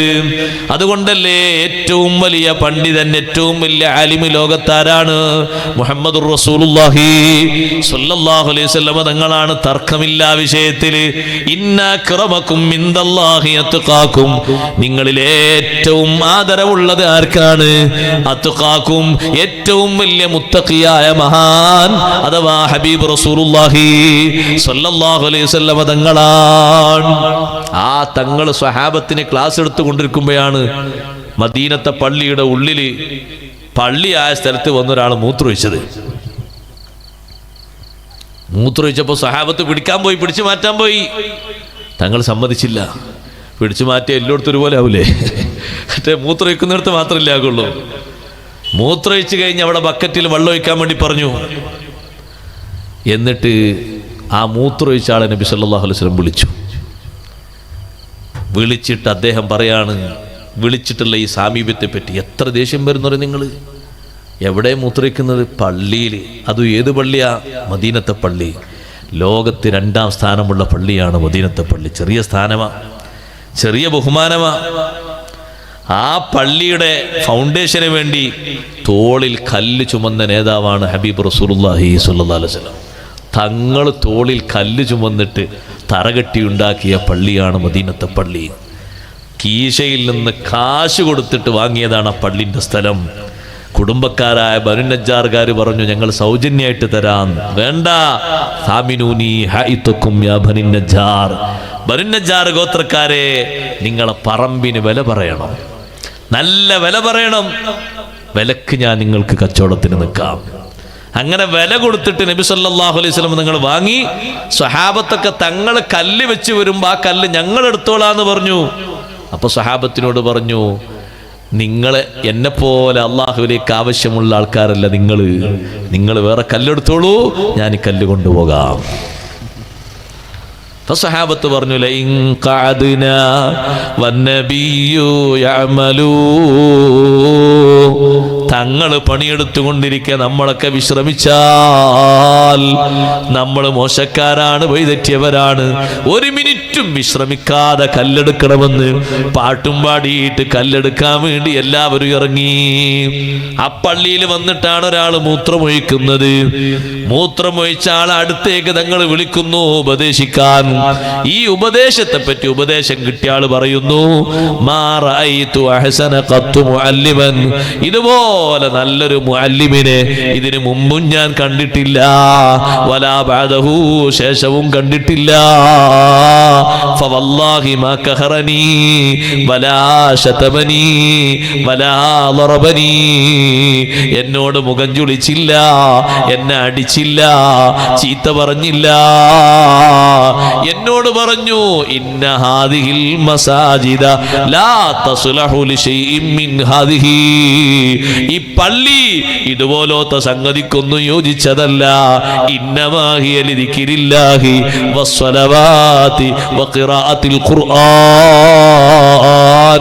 പള്ളി ദിക്ർ ചൊല്ലാനും നിസ്കരിക്കാനും ഖുർആൻ ഓതാനും മറ്റു സുഹൃതങ്ങൾക്കൊക്കെ ഉള്ളതാണ്. ഈ പണി ഇനി പള്ളിയിൽ പറ്റൂല. എന്തൊരു നല്ല ഉപദേശം! പണ്ഡിതന്മാരെ കണ്ടില്ല നിങ്ങൾ? വലിയ വലിയ പണ്ഡിതന്മാർ, എന്തൊരു സഹനമാണ് അവർക്ക്. വന്യരായ ശൈഖുന സുൽത്താനുൽ ഉലമ ഇന്നലെ നമ്മളെ മജ്ലിസിൽ വന്ന്, അല്ലാഹു ആഫിയത്തുള്ള ദീർഘായുസ്സ് കൊടുക്കട്ടെ. എത്ര ആൾ ചീത്ത പറഞ്ഞാലും ഉസ്താദ് ചിരിക്കും. സാരല്ലോ എന്ന് പറയും. ഉസ്താദിന് സഹിക്കാത്ത ഒരു ചീത്തയാണ് മർക്കസിനെ പറ്റി മറ്റും പറയും. അത്രയും കഠിനാധ്വാനം ചെയ്തതാണല്ലോ. എത്ര കഷ്ടപ്പാടുകളും എത്ര വേദനകളും സഹിച്ചിട്ടുണ്ട്, എത്ര തരം തടസ്സങ്ങളൊക്കെ നീങ്ങിയിട്ടുണ്ട്, എത്ര പ്രയാസങ്ങൾ സഹിച്ചിട്ടുണ്ട്. ആ ഒരു കാലഘട്ടത്തിൽ എത്ര പ്രയാസം സഹിച്ചുണ്ടാക്കിയൊരു സ്ഥാപനവും നമ്മുടെ നാട്ടിലില്ല. വലിയ ബറക്കത്തുള്ള സ്ഥാപനം. ഒരുപാട് മഹാന്മാരവിടെ വന്ന് ദർസ് നടത്തി. ബഹുമാനപ്പെട്ട ശംസുൽ ഉലമ, അള്ളാഹു ദർജയേറ്റി കൊടുക്കട്ടെ, അവർക്കൊരു റൂമുണ്ടായിരുന്നു. ഇപ്പം അടുത്ത കാലത്താണ് ആ റൂം മാറ്റി പള്ളി വിശാലമാക്കിയത്. പള്ളിൻ്റെ മുകളിൽ അവിടെ ക്ലാസ്സിന് തഖസ്സുസ് ഉദ്ഘാടനത്തിന് അവരൊക്കെ സംബന്ധിച്ചിട്ടുണ്ട്. റഈസുൽ ഉലമ ബഹുമാനപ്പെട്ട കണ്ണിയത്ത് ഉസ്താദ് അവിടെ എത്തിയിട്ടുണ്ട്. ആ വിഷയത്തിന് അവരൊക്കെ നേതൃത്വം നൽകിയിട്ടുണ്ട്. ഒരുപാട് മഹാന്മാർ വന്നിട്ടുണ്ട്. അത്രയും കഷ്ടപ്പെട്ട സ്ഥാപനത്തിനെതിരെ പറയുമ്പോൾ വീട് പറഞ്ഞാലൊന്നും ഉസ്താദിന് പ്രശ്നമല്ല, പറമ്പ് പറഞ്ഞാലും പ്രശ്നമല്ല, മക്കളെ പറഞ്ഞാലും പ്രശ്നമല്ല. സ്ഥാപനത്തിന് പറയുമ്പോൾ ഒരു നോവാണ്. കാരണം അത് അത്രയും കഷ്ടപ്പാട് സഹിച്ചതാണ്, ചെറുതല്ല. അള്ളാഹു കബൂലാക്കുമാറാകട്ടെ. വേറെ ആൾ നിങ്ങളെ ചീത്ത പറയുന്നു എന്ന് പറഞ്ഞാൽ ഉസ്താദ് പ്രശ്നമല്ല, സാർ ലഭിക്കോട്ടെ. ഇവിടെ ഒരു നിലക്ക് ഉസ്താദിനെ അനുകൂലിക്കാത്ത ആൾ ചിലപ്പോൾ ദുബൈയിൽ ചെല്ലുമ്പോൾ അറബിയാൾ ചോദിക്കുമ്പോൾ പറയും, ആ ഷേഖുന മൽജഉന മലാദുന എന്നൊക്കെ പറയും. നല്ല കാശ് കിട്ടുള്ളൂ. അങ്ങനെ ആൾ കാശ് വിരിക്കുന്നുണ്ട്. ഉസ്താദ് വന്ന് പറഞ്ഞാൽ ഉസ്താദം പിരിച്ചു പോയിക്കോട്ടെ, അയാൾ കുടുംബ സ്ഥാപനമായിട്ട് രക്ഷപ്പെട്ടോട്ടെ, നിങ്ങളൊന്നും പറയണ്ട. നമ്മളാണെങ്കിൽ എന്താ പറയുക, ഇപ്പം പിടികൂടെന്ന് പറയില്ലേ? അതവരൊരു സഹനമാണ്. അള്ളാഹു ആഫിയത്തുള്ള ദീർഘായുസ്സ് കൊടുക്കട്ടെ. ഉലമായിന് അങ്ങനെയാണല്ലോ, അവർ സ്വഭാവം അങ്ങനെയാണ്. എത്ര ഉലമാക്കളുണ്ട്. അവരാ സ്വഭാവം കൊണ്ടാണ് ദീനിൻ്റെ ഈ കരുത്ത്. അള്ളാഹു എല്ലാ ഉലമാക്കൾക്കും സാദാത്തുക്കൾക്കും ആഫിയത്തുള്ള ദീർഘായുസ്സ് നൽകുമാറാകട്ടെ. ഏത് ആളുകൾ, എന്ത് പ്രതികൂലികളായ ആളുകൾ എന്ത് പറഞ്ഞാലും ഉലമായിന് അതിനൊരു നന്മയുള്ള ഭാഷയുണ്ട്. അതോടുകൂടെ ആ പ്രതികരണങ്ങളും ആ ആരോപണങ്ങളൊക്കെ കെട്ടടങ്ങിപ്പോകും. നമ്മൾ ഇന്ന് വരെ കാണുന്ന രൂപം അങ്ങനെയാണ്. നാലാമത്തെ ഒന്ന്, വൽ വിഖാഹത്തു ഫിന്നിസാ, സ്ത്രീകളിൽ ഒരു നിലക്കും ചേരാത്ത ഒരു സ്വഭാവമാണ് വിഖാഹത്ത്. വിഖാഹത്ത് എന്ന് പറഞ്ഞാൽ ഖില്ലത്തുൽ ഹയാ, നാണം കുറഞ്ഞു പോകുക. സ്ത്രീ ആകുമ്പോൾ നല്ല നാണം വേണം, ഹയാ എല്ലാവർക്കും വേണം. പക്ഷെ ഹയാ തീരെ കുറയാൻ പാടില്ലാത്ത ആളുകൾ ആരാ? സഹോദരിമാരാണ്. എന്തൊരു ഹയാ ആണെന്നറിയോ? അൻസാരി പെണ്ണുങ്ങളെ ഹയാ ബഹുമാനപ്പെട്ട ആയിഷ ബീവി റളിയല്ലാഹു അൻഹ പറഞ്ഞു, വല്ലാത്ത ഹയാ ആണ്. നിഅമൻ നിസാഉ നിസാഉൽ അൻസാർ, അൻസാരികളെ പെണ്ണുങ്ങൾ, അൻസാരികളായ സ്വഹാബത്തിന്റെ പെണ്ണുങ്ങൾ വല്ലാത്തൊരു പെണ്ണുങ്ങൾ തന്നെ, വല്ലാത്ത മഹത്തുള്ളവർ തന്നെ. എന്ത് ഹയാ ആണ് അവർക്ക്! ഒരായത്തൊരു വിഷയത്തിൽ ഇറങ്ങിയാൽ അത് അപ്പം തന്നെ അമൽ ചെയ്യും, നാളേക്ക് കാത്തുക്കൂല. ആയിഷ ബീവി റളിയല്ലാഹു അൻഹ പറയുന്നുണ്ട്,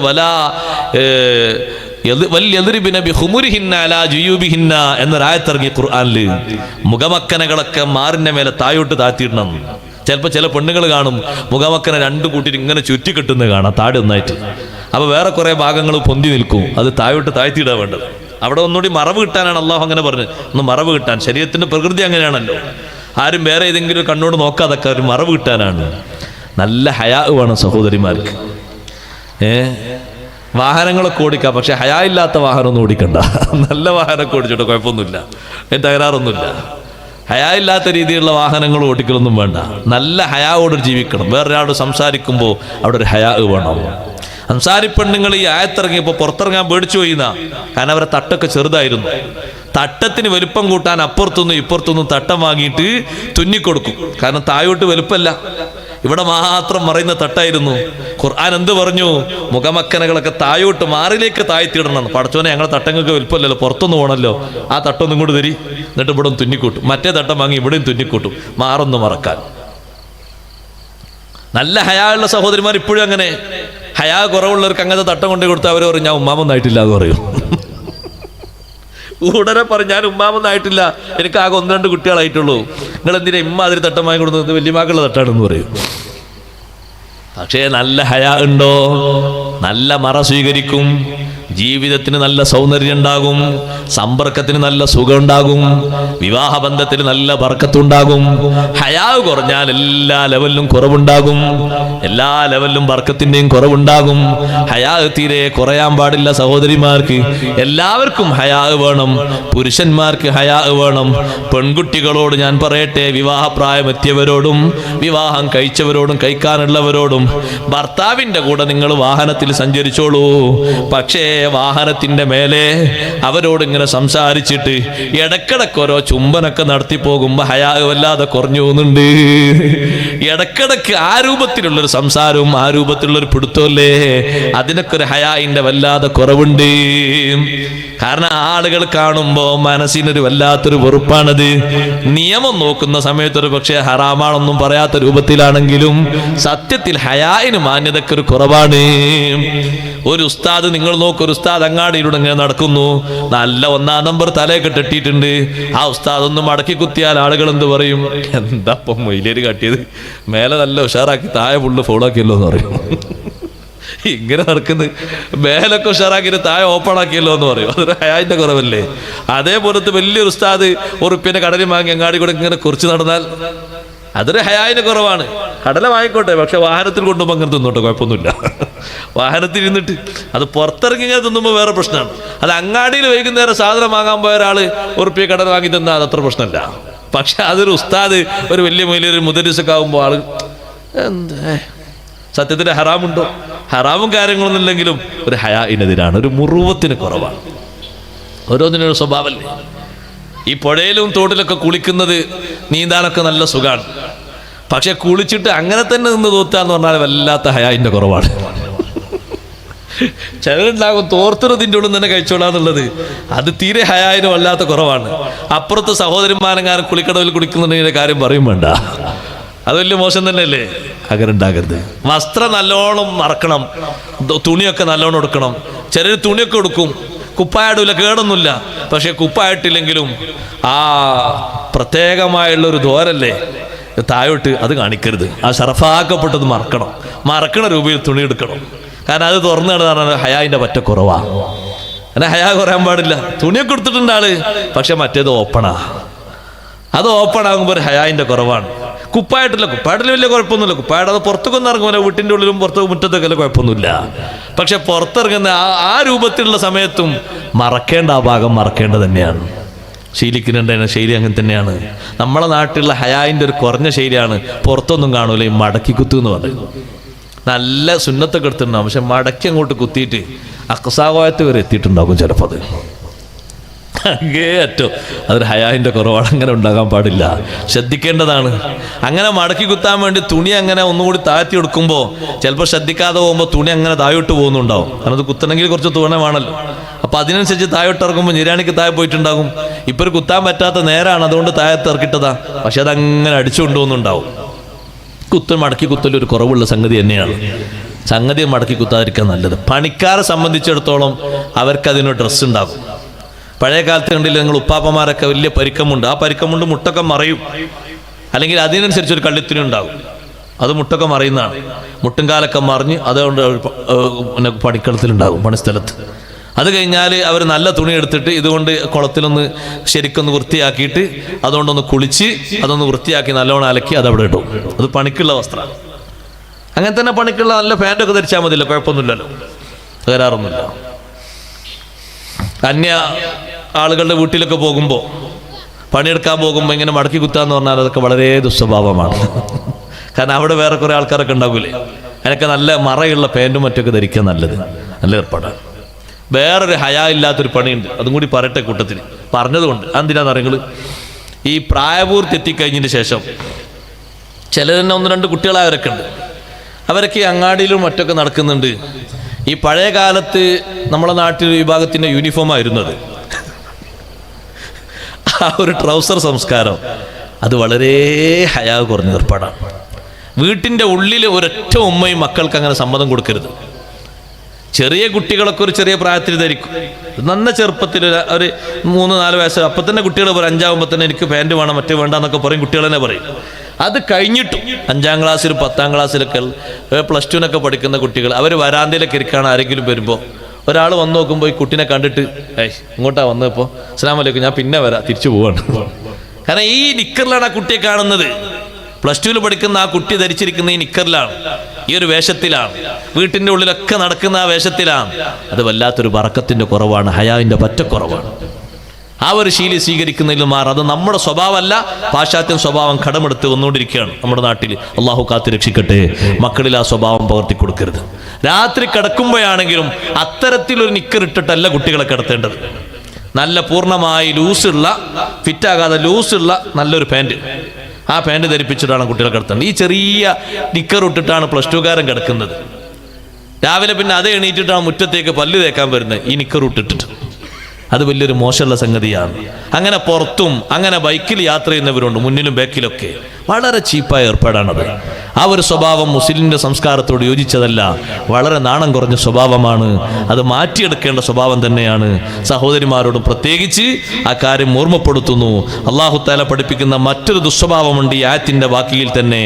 വമൻ ഖുതില മദ്ലൂമൻ ഫഖദ് ജഅൽനാ ലിവലിയിഹി സുൽത്താനൻ ഫലാ യുസ്രിഫ് ഫിൽ ഖത്ൽ.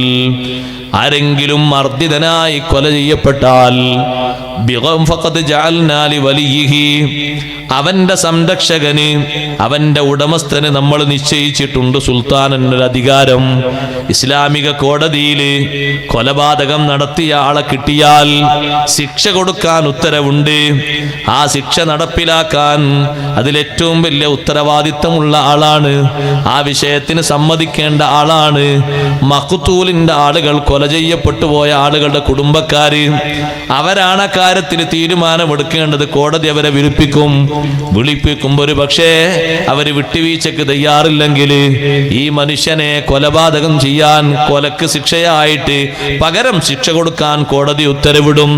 അല്ലെങ്കിൽ അയാൾക്ക് വിട്ടുവീഴ്ച നൽകപ്പെടും, അല്ലെങ്കിൽ അയാളിൽ നിന്ന് ദിയത്ത് സ്വീകരിക്കപ്പെടും, നഷ്ടപരിഹാരം സ്വീകരിക്കപ്പെടും. ഇവിടെ ഫലാ യുസ്രിഫ് ഫിൽ ഖത്ലി, അങ്ങനെ ശിക്ഷയ്ക്ക് വിധിക്കപ്പെട്ടാൽ കൊല്ലുന്നതിൽ തന്നെ അമിതം കാണിക്കരുത്.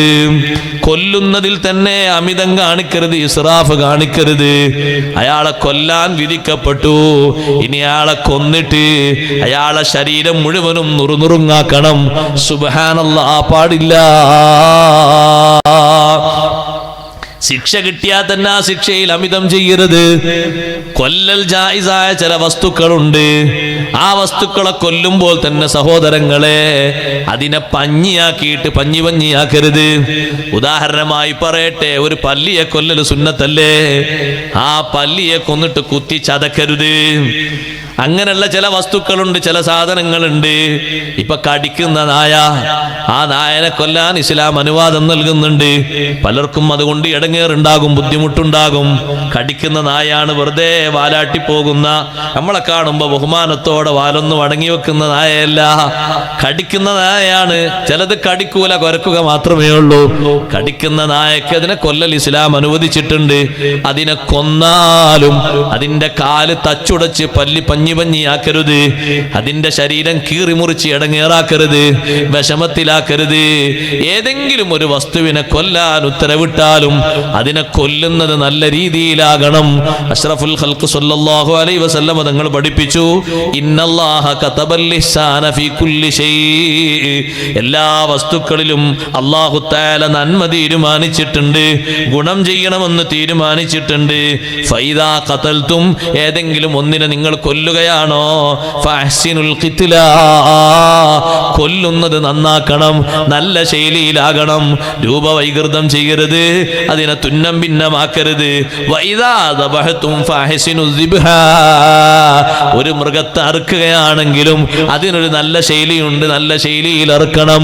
ബുദ്ധിമുട്ടാക്കുന്ന ശൈലിയിലാകരുത്, ബുദ്ധിമുട്ടാകുന്ന രൂപത്തിലാകരുത്. അതിനറുക്കൽ, അതിനും ഒരു സുഗമമായ ഒരു ശൈലിയുണ്ട്, ആ ശൈലിയിലെ അതിനറുക്കാവൂ. അതുകൊണ്ടാണ് നല്ല മൂർച്ച കൂട്ടണമെന്ന് പറയുന്നത്, അതിന് വെള്ളം കൊടുക്കണമെന്ന് പറയുന്നത്.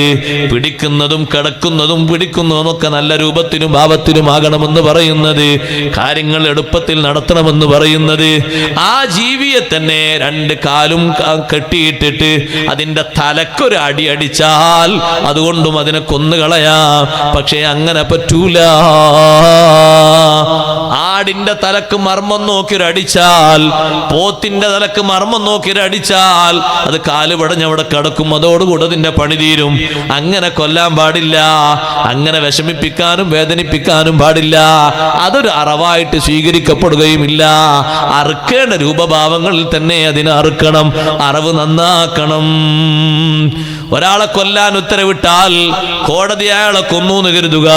അയാളെ കോടതി ശിക്ഷിച്ചാൽ അയാളെ ഭൗതിക ശരീരം അവിടെ നിന്ന് ഇറക്കിയാല് ഇയാൾക്കുള്ള ദേഷ്യം കൊണ്ട് ആ ശരീരത്തിൽ എറിഞ്ഞിട്ട് ചോര ഒലിപ്പിക്കാനോ ഏതെങ്കിലും ഭാഗങ്ങൾ പോയി മുറിച്ചെടുക്കാനോ മറ്റൊന്നും പറ്റൂല.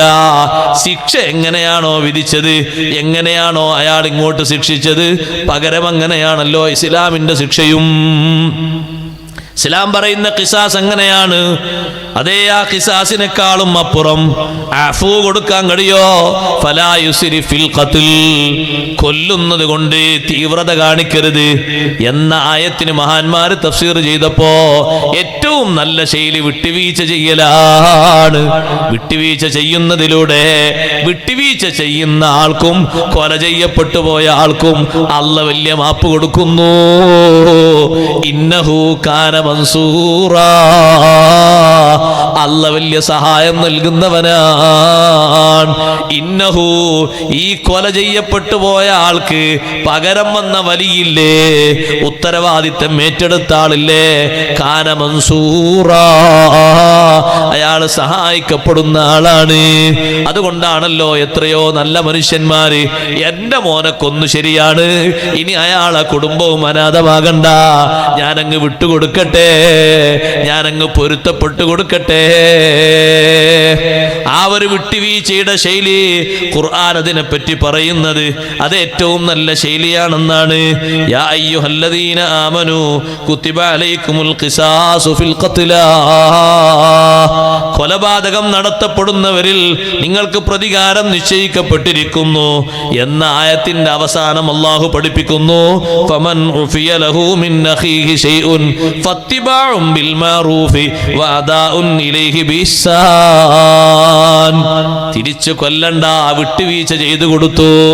വിട്ടുവീഴ്ചയാണല്ലോ തഖ്വയുടെ ഏറ്റവും നല്ല മാർഗം. വഅൻ തഅഫു അഖ്റബു ലിത്തഖ്വാ. ഏതായാലും നമ്മളെ മോനെ കൊന്നില്ല, ഇനിയിപ്പോൾ അയാളെ കോടതി ശിക്ഷ കൊന്നിട്ട് അയാളെ കുടുംബം അനാഥാകല്ലേ, അല്ലാതെ വേറെന്താ കിട്ടാൻ പോകുന്നത്? വിട്ടുവീഴ്ച ചെയ്തു കൊടുത്താലോ?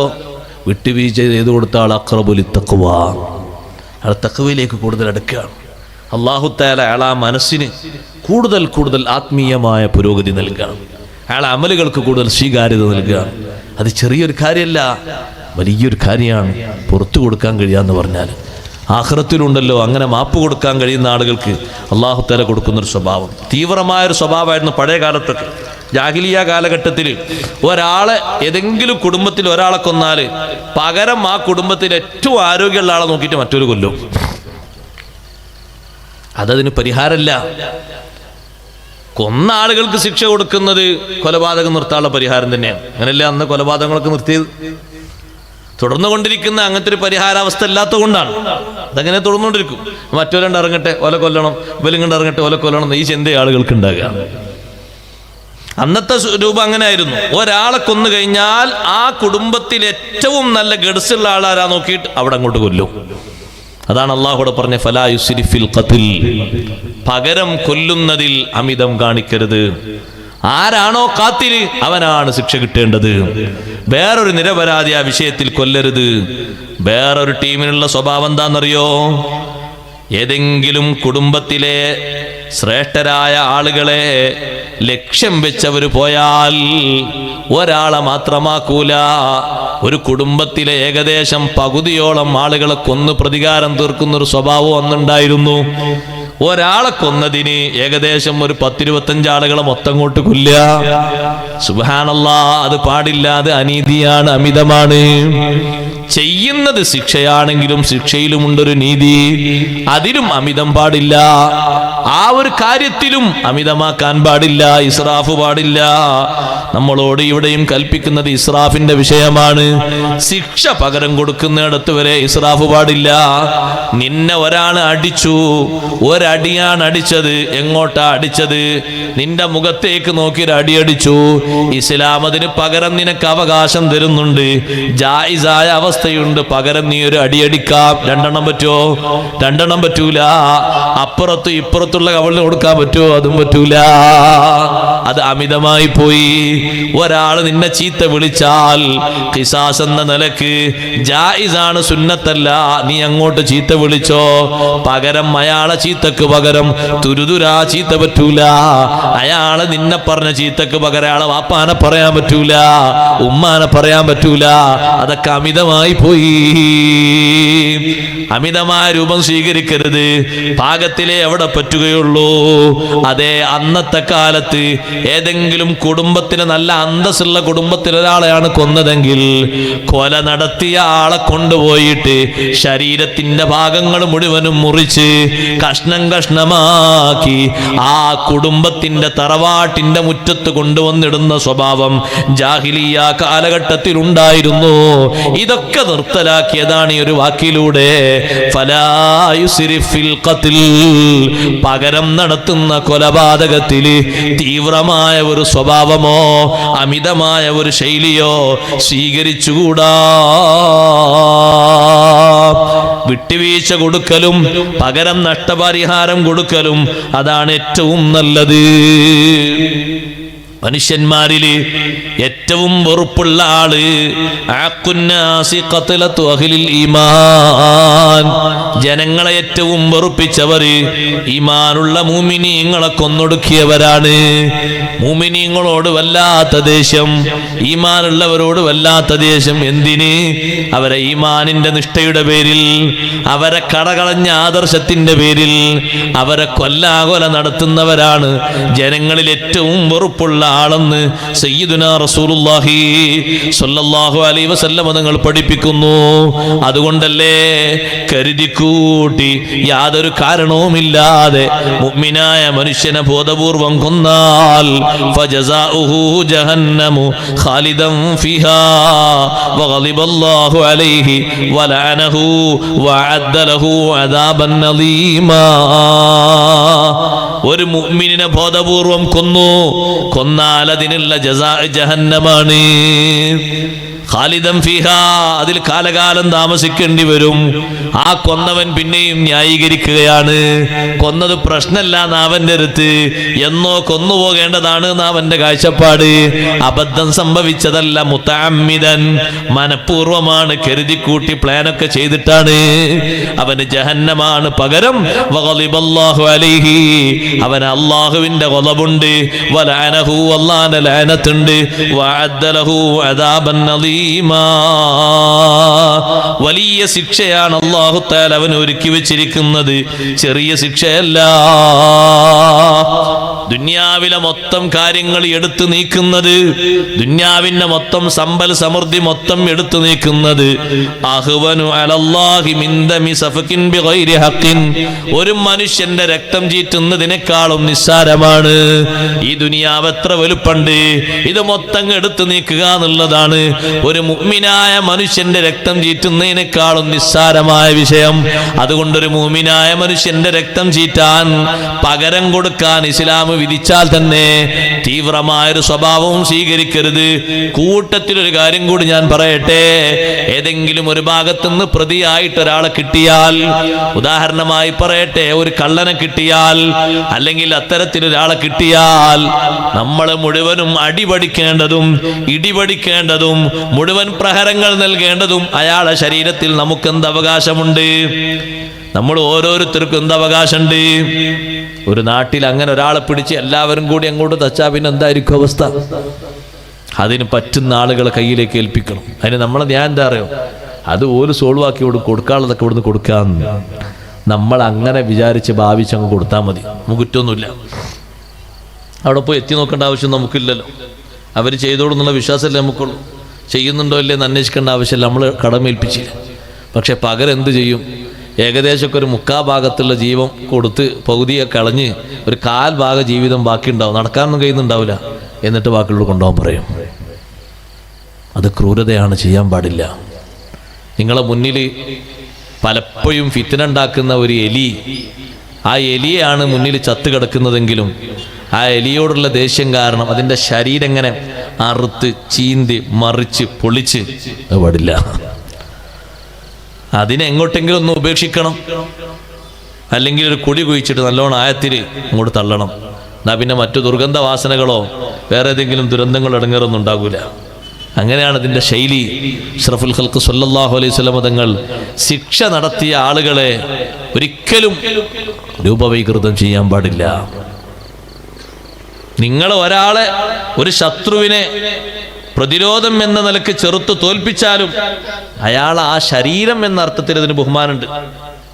അതിനെ കേടുവരുത്തി അറുത്തു മുറിച്ച് ഛിന്ന ഭിന്നമാക്കാൻ പാടില്ല. തങ്ങൾക്ക് ഏറ്റവും സങ്കടകരമായ അവസ്ഥയാണല്ലോ ഹംസത്ത് ബിൻ അബ്ദുൽ മുത്തലിബ് റളിയല്ലാഹു അൻഹുവിന്റെ ഷഹാദത്ത്. ആ ഒരു സുന്ദരമായ രൂപത്തെ വികൃതമാക്കി ചിത്രീകരിച്ചു. കരളടക്കം പറിച്ചെടുത്ത് അതിങ്ങനെ ചവച്ചു തുപ്പിയപ്പോ ഒരു ചെറിയ രക്തം പോലും തായോട്ടിറക്കാത്തത് കൊണ്ട് ആ സഹോദരിക്കും വിശുദ്ധ ഇസ്ലാമിലേക്ക് വഴി കിട്ടി. ഒരു തുള്ളി രക്തം തായോട്ടിറക്കിയിട്ടുണ്ടെങ്കിൽ ഇസ്ലാമിലേക്കുള്ള വിശാലമായ മനസ്സ് കിട്ടൂല. കാരണം ആ രക്തത്തിന് അത്രമാത്രം പവറുണ്ട്. ഹംസ റളിയല്ലാഹുവിൻ്റെ രക്തമാണ്. ഹബീബ് സല്ലല്ലാഹു അലൈഹി വസല്ലം തങ്ങൾ കണ്ണീർ പൊഴിച്ച നേരമാണ്. എന്താണ് ആ ശരീരത്തെ കാട്ടിയിരിക്കുന്നത്?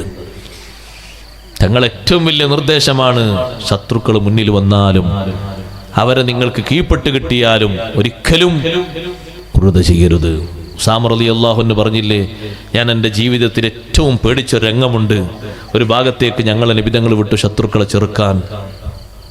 എൻ്റെ മുന്നിൽ വന്ന ആള്, ഞാനങ്ങ് മുന്നിലെത്തിയപ്പോൾ സ്പോട്ടിൽ ലാ ഇലാഹ ഇല്ലല്ലാഹ് മുഹമ്മദ് റസൂലുള്ളാഹി എന്ന് പറഞ്ഞു സല്ലല്ലാഹു അലൈഹി വസല്ലം. അത് പറഞ്ഞപ്പോൾ ഈ ഒരു വിഷയം ചെറുക്കാനായിരിക്കും അയാൾ പറഞ്ഞതെന്ന് കരുതിയിട്ട് വെട്ടി. ഉസാമ റളിയല്ലാഹു അൻഹുവിനോട് ഹബീബ് സല്ലല്ലാഹു അലൈഹി വസല്ലം ചോദിക്കുന്നു, ഉസാമ, എങ്ങനെയുണ്ടാകും നാളെ ആഖിറത്തിൽ ലാ ഇലാഹ ഇല്ലല്ലാഹ് മുഹമ്മദുർ റസൂലുള്ളാഹി എന്ന ഷഹാദത്ത് കലിമ നിനക്കെതിരെ വന്നാൽ എങ്ങനെയുണ്ടാകും ഉസാമ? നബിയെ, അയാളൊരു കാവലിന് പറഞ്ഞതല്ലേ. ഉസാമ റളിയല്ലാഹു അൻഹു തെറ്റുകാരനാണെന്ന് മനസ്സിലാക്കരുത്. അവരെ ഇജ്തിഹാദ് അനുസരിച്ചാണ് അവർ ചെയ്തത്. തെറ്റുകാരായവരെ മനസ്സിലാക്കാൻ പാടില്ല. സ്വഹാബത്തിന് അല്ലാഹു നൽകിയ വലിയൊരു കഴിവാണല്ലോ ഇജ്തിഹാദ്. തീവ്രമായ ഇൽമിന്റെ ഒരു അങ്ങേയറ്റമാണത്. അത് ഉൾക്കൊണ്ടിട്ടാണ് അവരിങ്ങനെ ചെയ്തത്. പക്ഷേ തങ്ങളുടെ ചോദ്യം ഒരു മുഅ്മിനായ മനുഷ്യന്റെ ഒരു ഗൗരവമാണ് അറിയിക്കുന്നത്. ഒരു ലാ ഇലാഹ ഇല്ലല്ലാഹ് പറഞ്ഞില്ലേ ഉസാമ? ലാ ഇലാഹ ഇല്ലല്ലാഹ് ചൊല്ലിയില്ലേ ഉസാമ? ഇതാവർത്തിച്ച് ഇങ്ങനെ ചോദിക്കുമ്പോൾ ഉസാമ റളിയല്ലാഹു അൻഹു പറയുന്നു, ഞാൻ ഇങ്ങനെ ചിന്തിച്ചു പോയി, അന്നത്തെ ദിവസവും കഴിഞ്ഞിട്ട് ഇസ്ലാമിലേക്ക് വന്നാൽ മതിയായിരുന്നു. അത്ര ഗൗരവമുണ്ട് ഒരു മുഅ്മിനായ മനുഷ്യനെ കൊല നടത്തുന്നത്. സഹോദരങ്ങളെ, എളുപ്പമല്ല, രക്ഷപ്പെടാനൊക്കൂല. അതിലേക്ക് ഏതെങ്കിലും തീവ്രമായ രൂപത്തില് അതേ ദേഷ്യം കൂടി വരുമ്പോ ജേട്ടനും അനുജനും തമ്മിൽ കൊലപാതകം നടത്തുന്നത് എന്തിനാണ്? സ്വത്തിന്റെ പേരിലാണ്. ബാപ്പ രണ്ടാമതൊരു കല്യാണം കഴിച്ചതിന്റെ പേരിലല്ലേ ബാപ്പാനെ നുറുനുറുങ്ങാക്കിയത് മക്കള്? സംഭവങ്ങൾ മറന്നുപോയോ? എന്തെല്ലാം ഒരു കുടുംബത്തെ മുഴുവനും ചെത്തിയെരിഞ്ഞത് ആ കുടുംബക്കാരെ കയ്യിലുള്ള 10-40 ഏക്കർ ഭൂമിക്ക് വേണ്ടിയല്ലേ? എന്തെല്ലാം സംഭവങ്ങളാ നടക്കുന്നത്? മിക്കതും ദുനിയാവിന് വേണ്ടിയാണ്. സുബ്ഹാനല്ലാഹ്, തീവ്രമായി വരുന്ന ഗളബ് ചെറുത്തുനിന്ന് തോൽപ്പിക്കണം. പിശാചത് വികസിപ്പിക്കുന്നത് നിയന്ത്രിക്കണം. മൂന്നാമത്തെ ഒരു ഹിർസിന്റെ സ്വഭാവം കൂടി അല്ലാഹു പറയുന്നുണ്ട്. വലാ തഖറബൂ മാലൽ യതീമി ഇല്ലാ ബില്ലതീ ഹിയ ഹസനു ഹത്താ യബ്ലുഗ അശുദ്ദാ. നല്ലോണം സൂക്ഷ്മത പാലിക്കണം.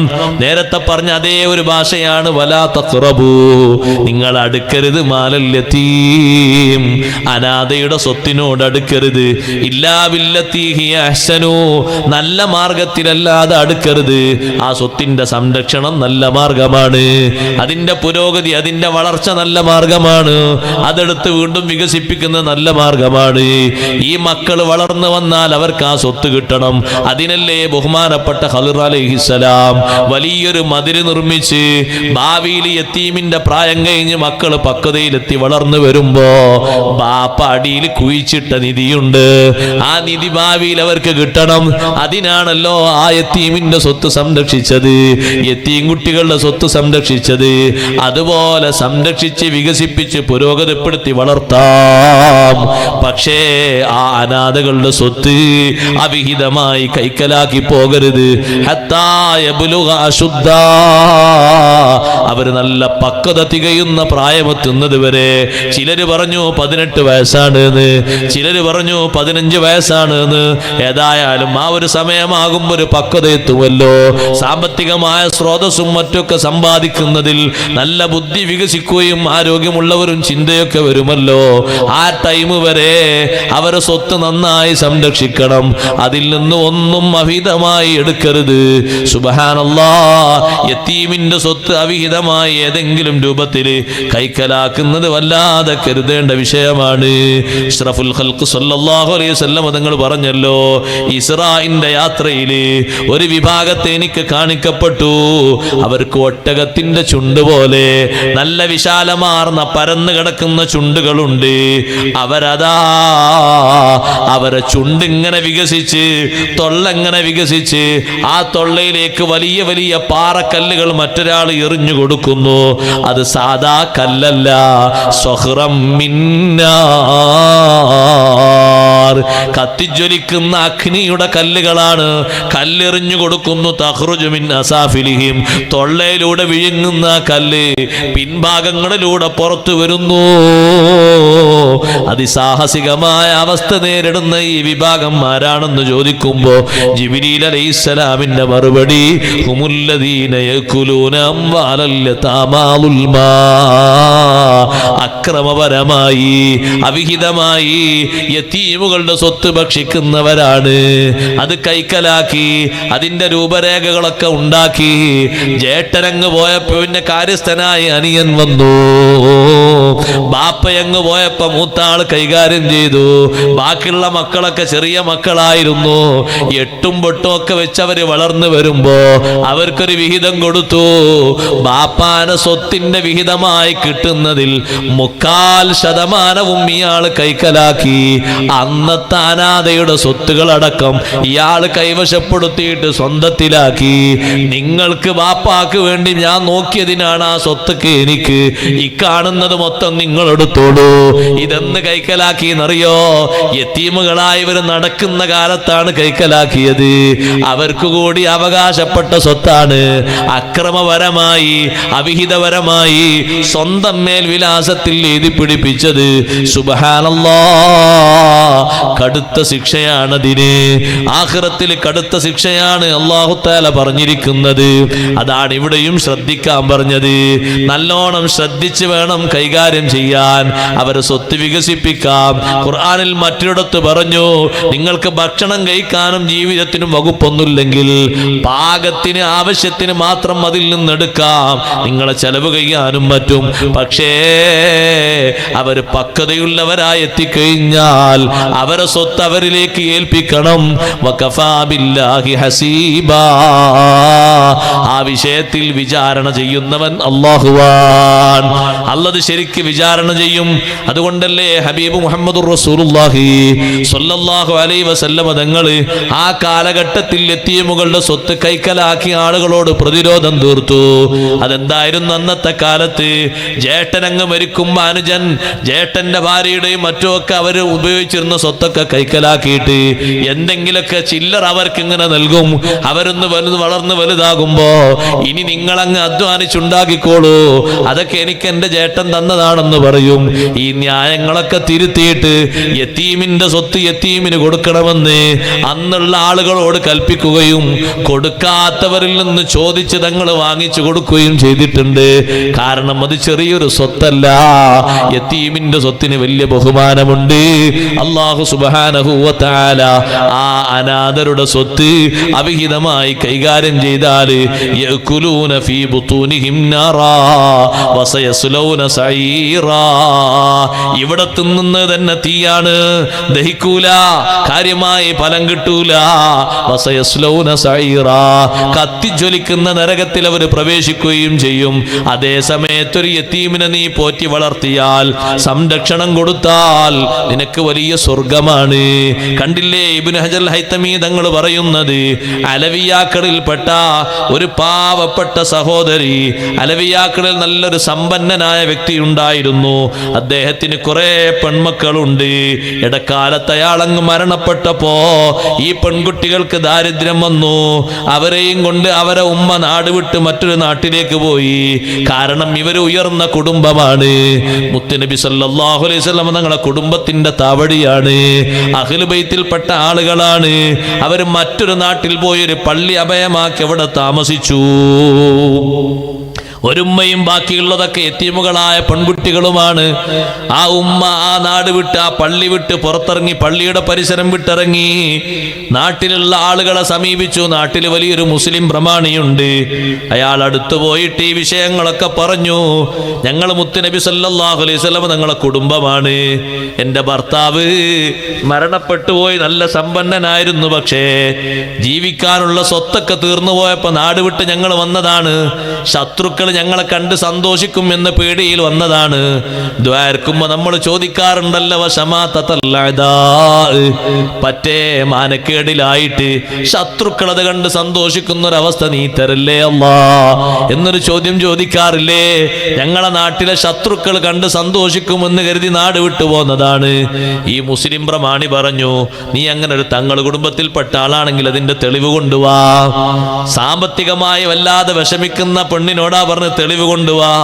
ആ പെണ്ണ് പറഞ്ഞു, അന ഗരീബത്തുൻ, ഞാനൊരു വിദേശത്തുള്ള പെണ്ണല്ലേ, മറുനാട്ടുകാരിയായ പെണ്ണല്ലേ, എനിക്ക് നിങ്ങളോട് ഈ വിഷയം പറയാനേ കഴിയുള്ളൂ, എന്നാ നിങ്ങൾ പോയിക്കോളൂ എന്ന് പറഞ്ഞു. ഒന്നും കൊടുത്തില്ല. പിന്നെ ആ നാട്ടിൽ നല്ലൊരു സമ്പന്നനായ മജൂസിയുണ്ട്. അയാൾ മുസ്ലിം അല്ല, തീന ആരാധിക്കുന്ന ആളാണ്. അയാളെടുത്ത് പോയിട്ട് ഈ വിഷയങ്ങളൊക്കെ പറഞ്ഞപ്പോ അയാൾ അംഗീകരിച്ചു. തന്റെ ഭാര്യമാരിൽ ഒരു ഭാര്യയെ വിളിച്ചിട്ട് പറഞ്ഞു, ഈ പെണ്ണിനും ഈ പെണ്ണിന്റെ മക്കൾക്കും വീട്ടിന്റെ ഒരു ഭാഗത്ത് മുറി കൊടുക്കൂ, വേണ്ട ഭക്ഷ്യവസ്തുക്കളും വസ്ത്രങ്ങളും ഒക്കെ കൊടുക്കൂ, എന്തെല്ലാം സൗകര്യം വേണോ ഒക്കെ കൊടുക്കൂ. രാത്രി അർദ്ധരാത്രി അങ്ങ് കഴിഞ്ഞപ്പോ മുസ്ലിമു അൽ ഖിയാമത്ത് നാള് സംഭവിച്ചതായി ആ മുസ്ലിം പ്രമാണി കാണുന്നു. വന്നബി സല്ലല്ലാഹു അലൈഹി വസല്ലം മഅഖൂദുൻ അലാ റഅസിഹി ലിവാഉൽ ഹംദ്, ലിവാഉൽ ഹംദ് എന്ന കൊടിയും പിടിച്ച് ഹബീബ് സല്ലല്ലാഹു അലൈഹി വസല്ലം നിൽക്കുന്നത് കാണുന്നു.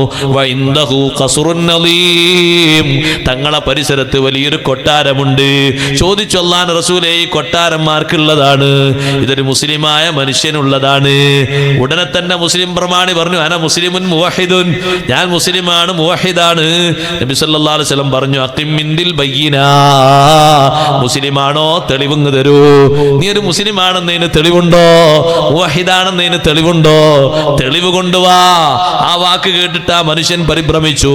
പകല് സമയത്ത് മുത്തനബി സല്ലല്ലാഹു അലൈഹി വസല്ലം കുടുംബത്തിൽ പെണ്ണിനോട് കുടുംബ പരമ്പരയുടെ തെളിവ് ചോദിച്ചില്ലേ? ആ തെളിവിന് പകരമാണൊരു ചോദ്യം, മുസ്ലിമാണോ തെളിവ് കൊണ്ടുവാ. പരിഭ്രമിച്ചു പോയി. രാവിലെ എഴുന്നേറ്റപ്പോഴാണ് ഇങ്ങനൊരു പെണ്ണ് വന്ന് ചോദിച്ചല്ലോ, ആ പെണ്ണിനോട് ഞാൻ ഇങ്ങനെ മറുപടിയാണല്ലോ പറഞ്ഞത്. ഞെട്ടി ഉണർന്ന ആ പെണ്ണ് എവിടെയാണെന്ന് അന്വേഷിച്ചപ്പോ മജൂസിയായ പ്രമാണിയുടെ വീട്ടിലുണ്ടെന്ന് വിവരം കിട്ടി. അവിടെ എത്തി ആ പെണ്ണിനെയും കുട്ടികളെയും തിരിച്ചു ചോദിച്ചു. അവരെ തരില്ല എന്ന് മജൂസി പറഞ്ഞു. അവരെ നിനക്ക് വിട്ടു തരില്ല. 1000 ദീനാറ് തരാം, അവരെ തരുമോ? 1000 അല്ല 10,000 തന്നാലും, 10 ലക്ഷം തന്നാലും, 10 കോടി തന്നാലും, നിന്റെ മുഴുവൻ സ്വത്ത് തന്നാലും ഞാനത് തരൂല. നീ ഇന്നലെ സ്വപ്നത്തിൽ കണ്ടൊരു കൊട്ടാരമില്ലേ? മജൂസി പറയാണ്, സ്വപ്നത്തിൽ നീ ഇന്നലെ കണ്ടൊരു കൊട്ടാരമില്ലേ? അതെനിക്ക് വേണ്ടി പടക്കപ്പെട്ടതാ. മുസ്ലിം പ്രമാണി പറഞ്ഞു, തഫ്ഖറു അലയ്യ ബിഇസ്ലാമിക. അദ്ദേഹം ചോദിക്കാണ്, തിരിച്ച് മജൂസി ചോദിക്കാണ്, നീ ഒരു മുസ്ലിം ആയതുകൊണ്ട് എന്നോട് പവർ കാണിക്കാണോ? ഇന്നലെ രാത്രി ദർശനം എനിക്കും കിട്ടിയിട്ടുണ്ട്. ആ ഉടനെ തന്നെ ഞാനും എന്റെ കുടുംബം മൊത്തവും മുസ്ലിങ്ങളായിട്ടുണ്ടേ. ഈ പെണ്ണിന്റെ കൈപിടിച്ച് ഞങ്ങൾ ഷഹാദത്ത് കലിമ ചൊല്ലിയിട്ടുണ്ട്. നിന്റെ അതേ സ്വപ്നം ഞാനും കണ്ടിട്ടുണ്ട്. വഖാലലി റസൂലുള്ളാഹി സ്വല്ലല്ലാഹു അലൈഹി വസല്ലം, അല്ലാഹുവിന്റെ റസൂൽ എന്നോട് പറഞ്ഞിട്ടുണ്ട്, അൽ അലവിയ്യത്തു വ ബനാതുഹാ ഇൻദക, എന്റെ കുടുംബത്തിൽപ്പെട്ട ഉമ്മയും പെൺമക്കളും നിന്റെ അടുക്കലുണ്ടല്ലോ. അതേ നബിയെ, എന്റെ അടുക്കലുണ്ട്. അൽ ഖസ്റു ലക വലി അഹ്ലി ദാരിക, കൊട്ടാരം നിനക്കും നിന്റെ കുടുംബത്തിനുമാണ് എന്നോട് പറഞ്ഞിട്ടുണ്ട് പ്രമാണി. നീ അങ്ങ് തിരിച്ചു പോയിക്കോ. ടെൻഷനോടെ ദുഃഖം താങ്ങാൻ കഴിയാതെ മുസ്ലിം പ്രമാണി വന്ന വഴിക്ക് മടങ്ങി.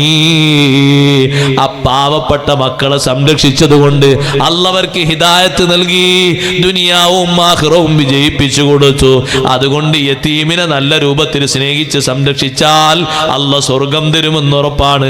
അല്ല നമ്മുടെ സദസ്സ് കബൂലാക്കട്ടെ. അള്ളാഹു ബഹുമാനിക്കാൻ പറഞ്ഞ സർവരെയും ബഹുമാനിക്കാനും സ്നേഹിക്കാനും അള്ളാഹു നമുക്ക് തൗഫീഖ് നൽകട്ടെ.